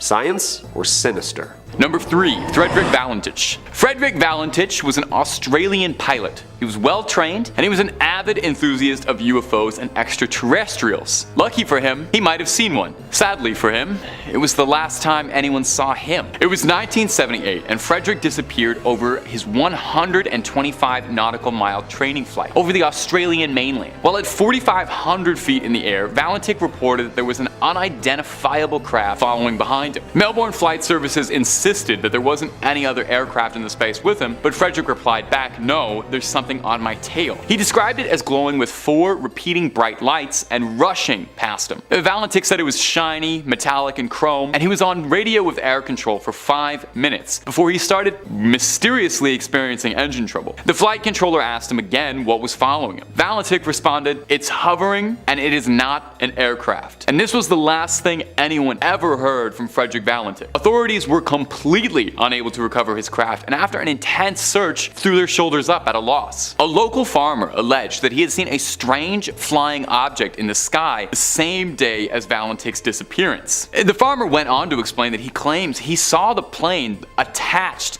to this UFO. He told officials that he was scared to tell anyone about what he had seen for fear he would be the town laughingstock if he was a farmer raving about a UFO. Tragically, in the end, we're no closer to understanding what happened to Frederick now than we were all those years ago in 1978. Did Frederick get his wish? Did he get to see an alien up close? Did they take him back to the stars? Or who knows? And we may never know. I don't know. Number 2, Travis Walton. Alien abduction stories can be a little much sometimes. I'm sure you can agree. Even for those with very open minds, you know, they all seem kind of the same, and usually you can poke holes through them and find all the little weird details that don't add up. Well, take a listen to this one. Travis Walton's story is one of the most famous abduction examples on record. You might be familiar with it before if you study UFO stuff a lot. I've covered it a few times on this channel before because I think it is one of the most fascinating abduction stories. So let's hear it. In 1975, Travis Walton was working as a logger on an otherwise unremarkable day. And he was with 6 other loggers driving around in the forest when they saw something incredibly bright shining at them through the treetops. One of the men claimed that it looked like a flattened saucer. Walton stepped out of the truck to investigate and was struck by some invisible force that had knocked him backward. This startled the rest of the crew, who drove off in a flurry. And it's a great way to find out who your real friends are. Your real friends are not the guys who will leave you in the woods where you're about to get abducted. I wouldn't do that to you. When the crew returned, Walton had vanished. Travis awoke and had thought that he'd been taken to a hospital because suddenly he found himself in a blindingly bright, sterile room and could hear people moving around him. But it wasn't until he got a good look at his doctors that he realized something was very wrong. 3 feet tall, brown quarter-sized pupils, and marshmallow-like skin. Walton freaked out, I think as most of us probably would do, and was restrained by his captors. He fought them off, but was greeted by a tall creature that he said resembled human, but was masked by an intimidating helmet, kind of a Darth Vader deal. This masked creature took Walton and escorted him back into the operating room, put a translucent mask over his face, while Walton drifted out of consciousness over and over again, unsure if anything that was happening was real. The next thing he remembers is walking alongside a highway as if nothing had ever happened. He eventually found his way to a phone and called for his brother-in-law, who panickedly asked what had happened.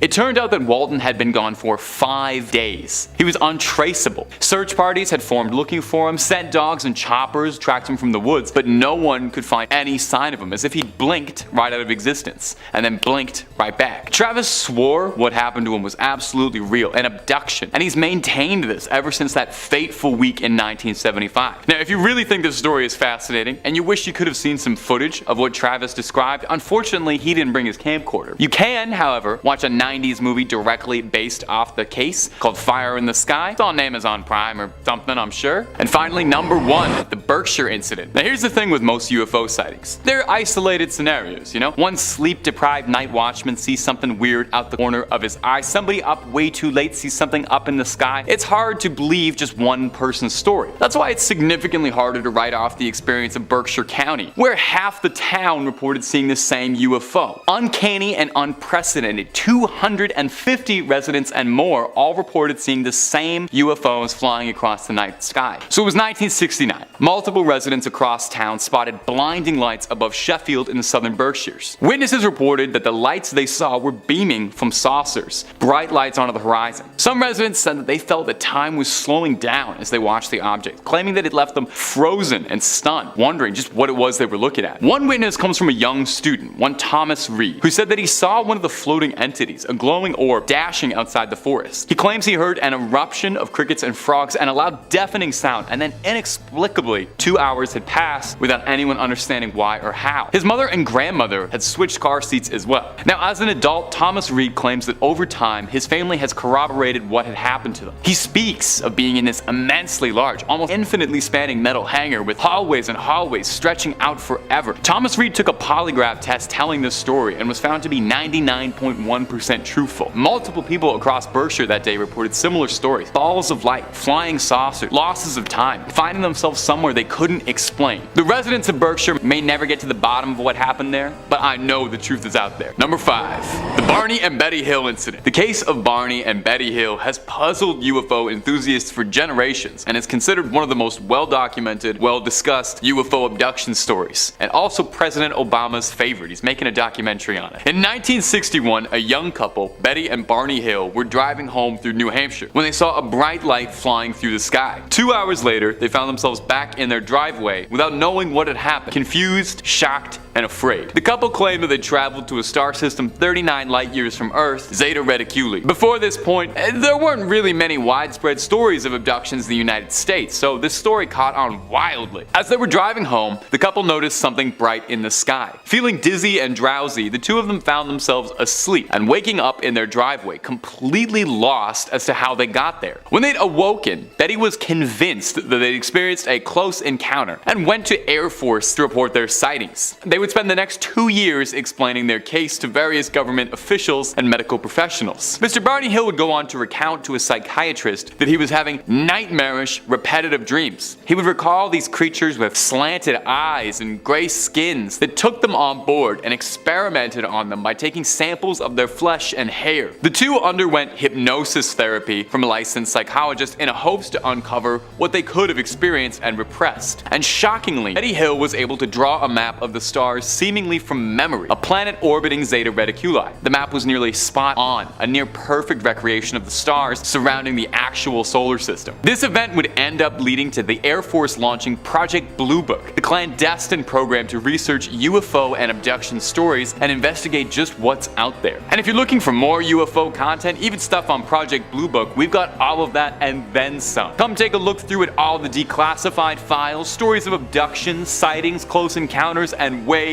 more. So stay subscribed, stay scared, but more importantly, stay watching this video. I worked hard on it. We got lots more abduction stories coming up for you in just a second. Number 4, Terrell Copeland. For some, too many abduction stories come from a disreputable source, you know? Well, our next story comes from a former United States Marine, Terrell Copeland, a man who'd seen the brink and back and had never been shook like this before in his life. Pop those ears open and take a listen. Copeland reported this in 2007. He was living in his Virginia apartment when he saw an orb of white light across the street and hovering in the air, some 300 meters above the ground and changing colors rapidly. Now, Terrell had the same reaction most people like you and I might have seeing a glowing, colorful disco ball in the sky, and he thought, well, that's kind of weird, something's wrong. So he recorded it, posted footage online, and claims this is where his life took a dark turn. He was taking a nap in his apartment, and he said it sounded as if someone was breaking in. He called out into the darkness, asking who was invading his space, and he saw the doorknob move and heard scratching at his door. He grabbed a firearm that he kept in his apartment and went to go ready it, but found himself completely frozen, unable to move no matter how bad he wanted to. He claims he heard a voice that spoke to him, internally, as if it was his own thoughts, saying, "You don't need to do that. We won't harm you." I'm pretty sure if I heard that from inside my head, I would leap out my window just to be safe and take my chances somersaulting down the road because I'm probably safer there. Now,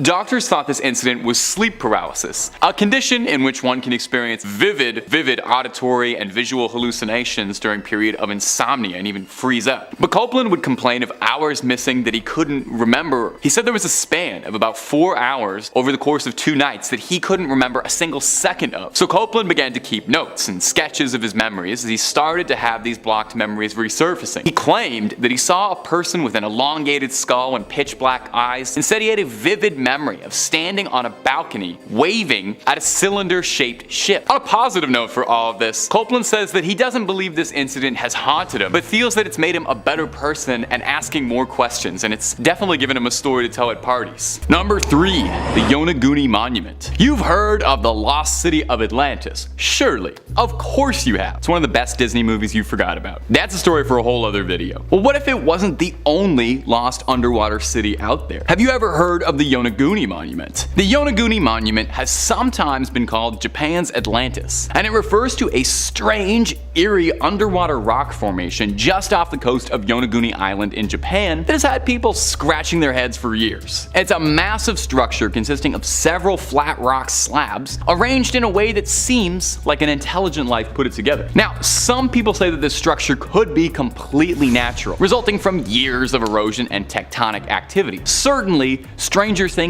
have happened, and it wouldn't be completely impossible for something to form this way, but the way it exists now, the way it sits, it seems deliberately carved out, and it seems like it was an important structure to someone. Perhaps a monument, a temple, some sign of a lost city, hence the Atlantis comparisons. Is it possible this was evidence of a lost civilization buried beneath the ocean waves, forever forgotten to history? The monument being completely submerged has been fuel for the fire of speculation. Was it always underwater? Did it end up there over time? Did the water raise around it? Did the land used to look significantly different? It makes it pretty difficult to study as well, making it just that little bit more elusive, as if it wasn't mysterious enough as is. But let's be real, it was probably aliens. It was almost certainly aliens. Number 2, the Bermuda Triangle.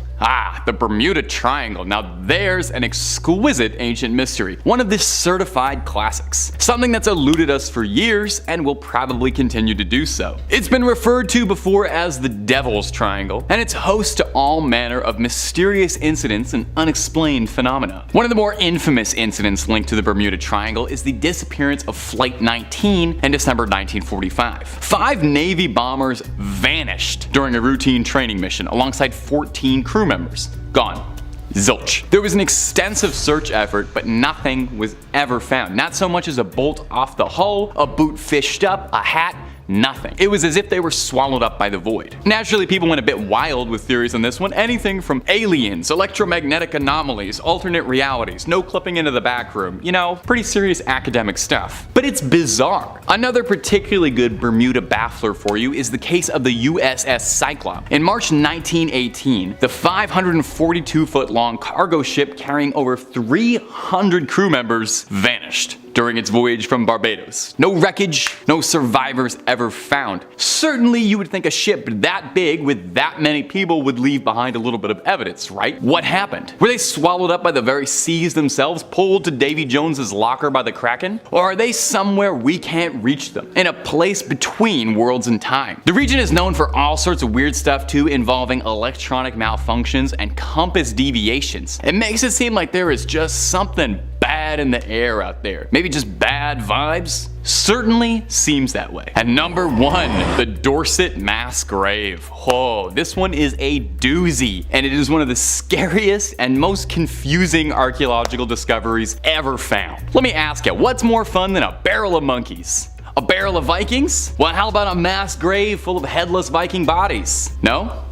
Well, you and I find different things fun, I suppose. Way back in the yesteryear of 2008, a group of archaeologists were on a fairly routine digging operation in Dorset, a quaint little seaside town in England. They were supervising a digging operation to improve local roads and were on set to see if there was anything of note to find, you know, if they came across an old coin or an old arrowhead or something you could stuff in a museum case. For the first few days of the job, there wasn't anything particularly noteworthy discovered until they came across the mass pile of 54 entangled Viking corpses, all missing their heads. I guess they thought that was probably kind of interesting. If it was just a bunch of headless Viking bodies, that'd be one thing. But the mass grave was wrapped in confusing details. Their skulls were missing, but as well their rib cages, arms, and leg bones were all scattered around, this is disgusting, surrounded by discarded teeth. No clothes or weaponry was recovered. So what in the Allfather's name happened here? Because absolutely nothing I can imagine is pleasant. Sounds like Vikings opened up a portal to hell, went really wild with it. The teeth found around the grave had all been filed down neatly, which is very interesting. Now, it goes without saying that Viking dental surgery could not have been painless, meaning the process had to be extremely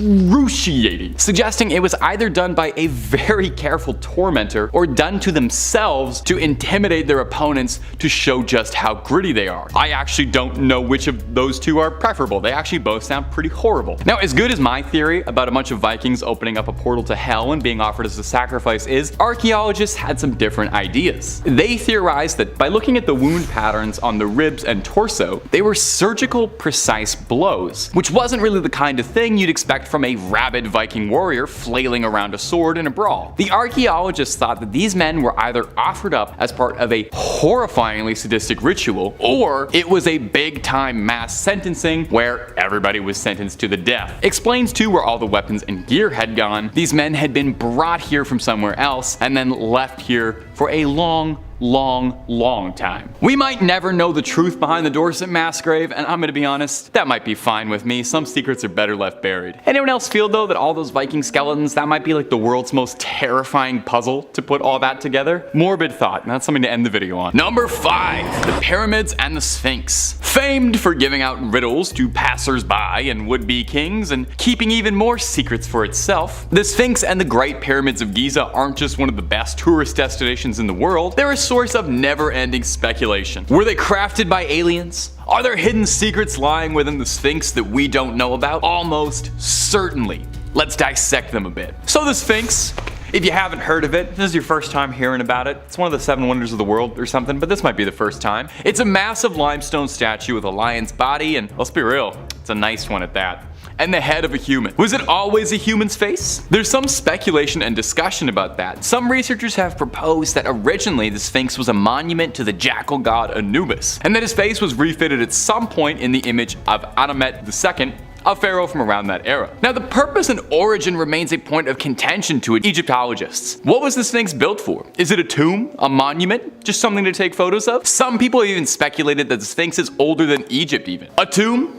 A monument? Just something to do? Researchers too have speculated that perhaps the Sphinx is older than Egypt even. Erosion pattern on the Sphinx's body appear consistent with water erosion rather than wind erosion, raising all sorts of questions about the climate and geological history. Did Egypt used to be like a lot wetter? And that's just what puzzles people on the outside. The inside of the thing is a whole other can of worms. Some propose that there are unexplored passages or secret chambers containing wondrous treasures, ancient texts, sacred artifacts. I think the Master Sword might even be in there. Some people think there's proof of extraterrestrial life. It's a very widespread conspiracy theory that aliens were involved in the Sphinx and the pyramids and are very closely tied to ancient Egyptian culture. Some limited excavations around the Sphinx have been carried out, but because of the delicate nature of the monument, further digging is a bit challenging. You don't want to be the guy who ruined one of the 7 wonders of the world. They're gonna make fun of you forever if that happens. We could do a whole video on the mysteries behind the Sphinx, and I sincerely hope we do, because we are just scratching the surface of strange stuff going on there. But if you're looking for way more strange stuff, then you already know we have that in spades. We've got just about everything freaky you can think of. We've done a video or 2 on it. So hit subscribe.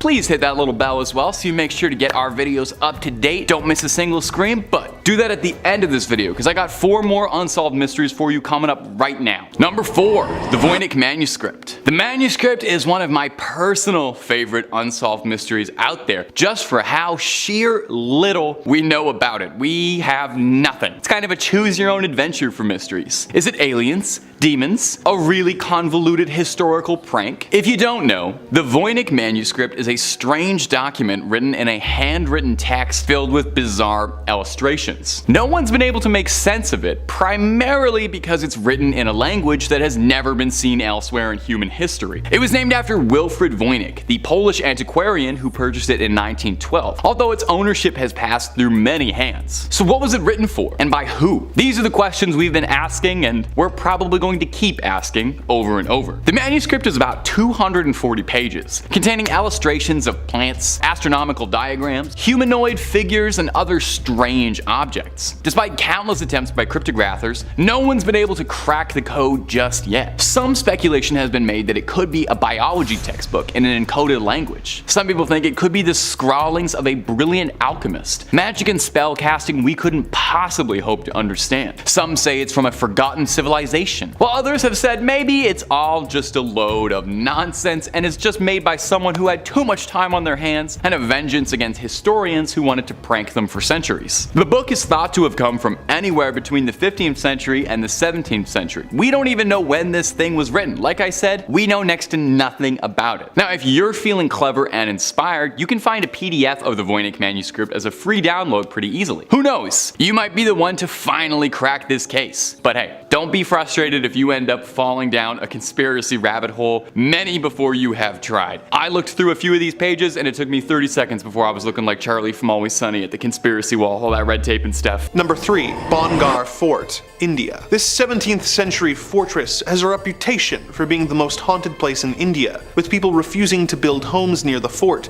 for fear of falling under its curse. Despite this reputation, there is some debate as to why it is haunted, with two very different stories being told. In the first story, a king named Madho Singh wanted to build the fort but needed the permission of an ascetic monk who lived on the nearby land. The monk granted him permission to build the fort, but warned him that the fort's shadow must never fall upon the monk's home. Madho agreed to these terms and built the fort to the specifications. However, one of his successors added to the fortifications vertically, causing the fort's shadow to engulf the forbidden home, causing the fort to fall to ruin and become haunted. Another version of the tale is that an evil sorcerer fell in love with a beautiful princess named Ratnavati. She rebuffed his advances, so he bewitched a cosmetic that she was going to use that would force her to fall in love with him. She found out about this scheme and poured the cosmetic onto a large boulder, which then crushed the sorcerer. With his dying breath, the sorcerer cursed the fort so that no one would ever be able to live there in peace. The fort is open to the public during the day, but it is forbidden to set foot on the property at night, as that is when the hauntings occur, with several people who have tried to disprove the ghost by staying overnight, going missing, or coming out catatonic. Number 2. The Paris Catacombs. When you consider how many locations like old houses or abandoned mental institutions have a reputation for being haunted due to the discovery of just a few bodies, it comes as no surprise that many of the world's catacombs have apparently been discovered to be haunted by specters of the past. Take for example the Paris Catacombs. Built as a mass grave in the 18th century in order to deal with the overflowing of local cemeteries, the Paris Catacombs hold the remains of millions of Parisians. A few years after being established, Louis-Étienne Héricard decided to make the catacombs a work of art by arranging the bones into elaborate displays. An inscription in the catacombs even reads, "Arrête, c'est ici l'Empire de la Mort," which translates to "Stop, this is the Empire of the Dead." Although a small section of the catacombs are available for visitors to peruse, the vast majority of the seemingly endless tunnels are banned for tourists to visit. In the years since they were constructed, there have been several reports of ghosts wandering the halls of the labyrinth-like grave, searching for a way out. As if that weren't bad enough, rumor has it that if you come into the catacombs at night, you will hear the whispers of all the spirits of the catacombs, trying to convince you to venture deeper and deeper into the catacombs until you become lost and unable to find your way out. Another often reported ghost is that of Philibert Asper, who was a doorman at the Val-de-Grâce hospital, who made his way into the catacombs in late 1793 when he was sent to fetch liquor from a cellar, with only the light of a candle to find his way out. He soon became lost and confused. It is also theorized that he was quite drunk at the time. His candle eventually went out and it became pitch black. He was missing for 11 years before his remains were found and identified due to the hospital keys and the bottle of liquor in his hand. He was interred in the catacombs at the exact location where he was found. In the years since, urban explorers calling themselves cataphiles have reported seeing the spirit of Asper wandering the halls of the catacombs with his candle on the anniversary of him going missing. The cataphiles are known for paying their respects at his grave,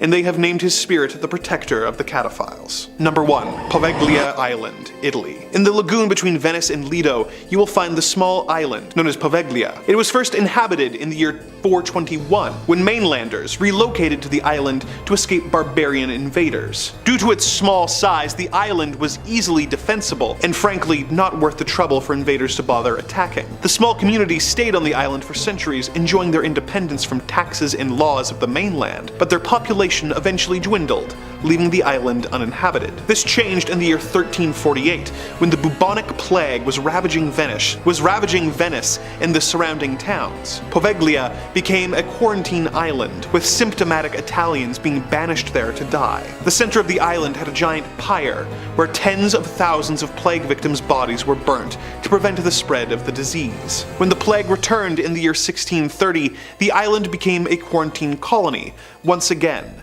with even more bodies being burnt in the town square. Naturally, the location developed a reputation for being haunted by the tens of thousands of displaced and abandoned plague victims, but the island's creepy history was far from over. Aside from a brief period where Napoleon used the island to store gunpowder, relying on the ghost stories of the place to keep unwanted visitors away, the island remained largely uninhabited until an insane asylum was built on the island in the late 1800s. It was a brutal hospital that was poorly constructed and used more to exile the patients from society than to help rehabilitate them. One of the doctors working there in the 30s conducted strange and cruel experiments on the patients for years, before going mad himself and flinging himself from the bell tower. Though this bell tower was removed years ago, people still claim to hear the sound of the bells emanating from the island. The hospital became an old folks' home briefly, but that closed in 1975, leaving the island completely abandoned. A construction crew tried to restore the hospital, but suddenly stopped, refusing to return to the island due to how intensely haunted the island has become. The government has banned anyone from visiting the island, but its reputation has made it an infamous and terrifying location. Number 5. North Brother Island, New York. The North Brother Island is one of two small islands located in the East River of New York City. The island remained uninhabited until 1885, with the only trace of humanity being a small lighthouse that was erected in 1869. The island began seeing more use in 1885 when the Riverside Smallpox Hospital moved from Roosevelt Island to North Brother, when their mission expanded to treating and isolating victims of other quarantinable diseases such as typhoid, tuberculosis, and especially polio. In 1904, a steamship called the General Slocum was set ablaze, and over 1,000 people perished, either from the fire or from drowning while trying to escape, and ended up washing ashore on the island. Of course, many people have reported seeing a ghostly steamship in the years since, and sightings of the spectral victims of the fire are reported from afar, with them wandering the beach of the island, seemingly lost and in pain. One of the most famous residents at the hospital was Mary Mallon, otherwise known as Typhoid Mary, who was confined on the island for 20 years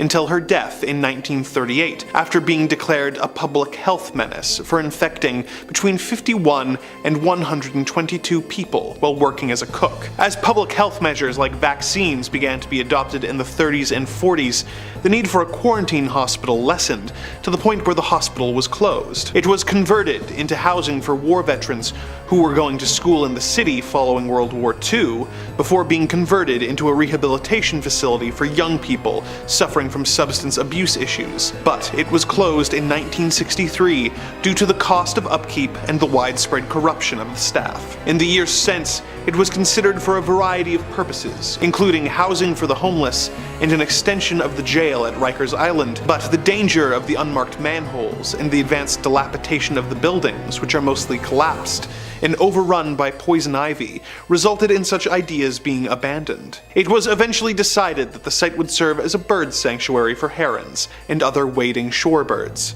Although many of the original 25 buildings are still standing in some shape or form, it has been made off limits to the public and is only available for supervised visits for those intending to go ashore for, quote, compelling academic and scientific purposes. With its history of confinement and death, perhaps it is for the best that this site has been deemed unfit for public visitation, although the history of the island is indeed compelling. Number 4. Boblo Island Amusement Park, Ontario. North America has no shortage of amusement parks for families and thrill seekers alike to visit. The Canadian province of Ontario has several to choose from, including Canada's Wonderland, Great Wolf Lodge, and Splashdown Niagara. One theme park that you won't be able to buy a ticket for, however, is the Boblo Island Amusement Park, located on the island of Bois Blanc, just above the mouth of the Detroit River. The park was opened in 1898 and used a ferry system to service guests from Ontario and Detroit and bring them to the island, where they had a variety of attractions to keep them occupied and having fun. Some of these included the Falling Star, a log flume, a theater, a sky tower, Ferris wheel, a zoo, a carousel, and a dance hall, financed by Henry Ford. It also had 3 roller coasters, the Screamer, the Nightmare, and the Sky Streak. It also had Boblo's scooter boats, which were essentially aquatic bumper cars. The park operated for many years before eventually closing down for financial reasons in late 1993. There are still ferries that operate in order to get island residents on and off the island, but the now abandoned amusement park has been declared off limits by the property owners. Of course, the dilapidated carousel building, dance pavilion, and sky tower have since proven to be too appealing for urban explorers to keep away from, and the eerie, overgrown site still sees a variety of visitors. Like any good amusement park, it of course has a reputation for being haunted by a variety of ghosts. My personal favorite of the ghost stories is the story of Smiley the Magician. Back when the theater still operated and showed a variety of different performers, one of the most consistently booked performers of the 30s and 40s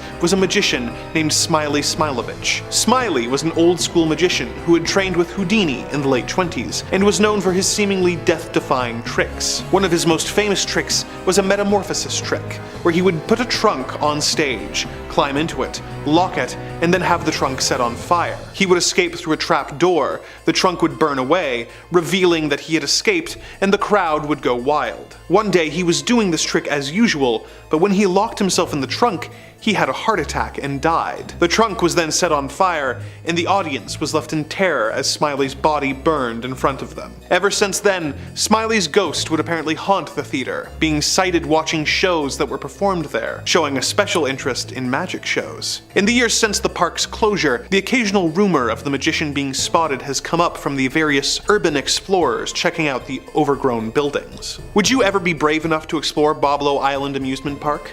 And if you did, would you be on the lookout for spectral magicians? Number 3, the Black Hag. Our next witch probably has the most impressive title out of any of them, the Black Hag. That is such a cool name for a witch to have. She resides in a church called, oh god. Let me try this. The Monastery oh. What, you want to throw that on screen for me? Monastery, how am I supposed to say that? This is the witch's curse. I don't even know about any witchy stuff she does. She tries to get you to say this evil word and then it curses your family. I'm getting a note over here. It says that it's also called the Abbey of the Black Hag. Well, that's what we're going with. We're not calling it that other thing. I'm not doing that. The Black Abbey of the Hag, which as far as I know is the only name this church has ever gone by, was built in 1298. Wow, it's an old church. And was one of the few well-known medieval convents in old Ireland. The remains of the abbey still stand today in a secluded valley, making an already mysterious and supernatural place just that much more atmospheric. The place is called the Abbey of the Black Hag, for God's sakes. You don't name a place that unless it's pretty haunted. Sounds like it's straight out of Dishonored. And while I've got you here, Dishonored 3, when? When's that happening? Now, it's believed that the last abbess, which is a horrible word, in charge of the abbey practiced witchcraft, and in the scary way. She brought death, misfortune to the surrounding areas. Pope Martin V condemned the abbey. He was not down for witches at all. Catholic Church don't play with witches. The accused witch left to live out in the damp, deserted abbey by herself, which she probably loved because that sounds scary. Over time, her skin blackened, her hair furrowed, and her soul twisted, leading to the place being named the Abbey of the Black Hag. And if you can believe this, there's actually more to this story. The Count and Countess of Desmond once called the abbey home when attempting to flee their attackers, where the Countess was fatally struck by an arrow and buried by her husband, but it would not be the end of the Countess. Sightings of a ghostly figure around the ruins of the abbey were common, eventually leading to someone digging up worn-out finger bones. And it's said now that a woman's panicked shrieking can be heard in the early hours around the abbey. Number 2, the Blair Witch. Perhaps one of the most pervasive witches in pop culture after the Wicked Witch of the West, the Scourge of Maryland, the Blair Witch. Perhaps you saw the very successful 1999 documentary regarding her legend, or maybe you saw one of the 2 middling sequels. According to legends, she haunts the Black Hills Forest near the town of Burkittsville, Maryland. The local folklore states that in the 18th century, a woman named Ellie Kedward was accused of practicing witchcraft. She was chased and exiled out of the township of Blair and condemned to live in the woods, hence the Blair Witch. It's believed that she died out in the surrounding forests in the harsh winter of 1785, But it's also said that she placed a curse on the town moments before her death, vowing to seek revenge on the townspeople and their descendants for generations. And not to split hairs here, but that does actually kind of sound like she was a witch. I'm not saying it was justified in exiling a woman out of her town, just that placing a hex on a town definitely sounds like witchcraft, and I can understand where they were coming from. I'm just trying to understand the scenario, okay? I'm divorced from it. I'm not part of it. I'm just trying to understand it. From here, the legends of Kedward grew into the larger-than-life figure, the Blair Witch. Various disturbing events were attributed to the Blair Witch. Mysterious disappearances, people being lured away into the woods, supernatural phenomena, camera crews disappearing in forests, reports of finding strange hex bags in the surrounding woods filled with strange runes and symbols and remnants of people, hair, teeth, for her to perform wicked rituals. Now, it goes without saying, unless you firmly believed the marketing campaign of the 1999 film, the Blair Witch Project is obviously a movie. While they say it's based on the real story of Ellie Kedward, there is no record of a Blair Township ever having existed. Almost certainly, the Blair Witch's story is inspired in large swaths by the Bell Witch, who we talked about earlier. Although in a kind of unique case, back in the day when the Blair Witch did come out, its marketing was so effective, and in this sort of like pre-early internet area, there were several people who did think it was real. It was a cast of completely unknown actors by a team no one had ever heard of. And on some level, I don't know, maybe to get esoteric with it, what makes an urban legend real? Just us believing in it, right? Do you believe the other 4 stories I've told you more?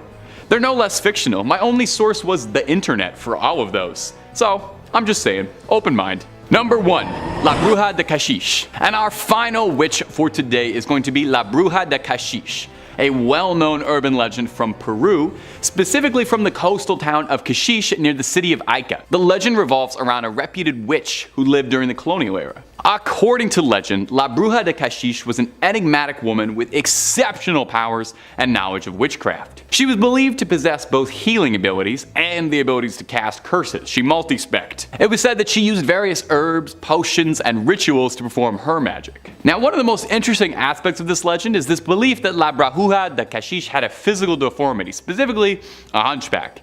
And if there's one thing we love in an urban legend, it's a bit of a physical deformity. It makes it that much more believable and scary.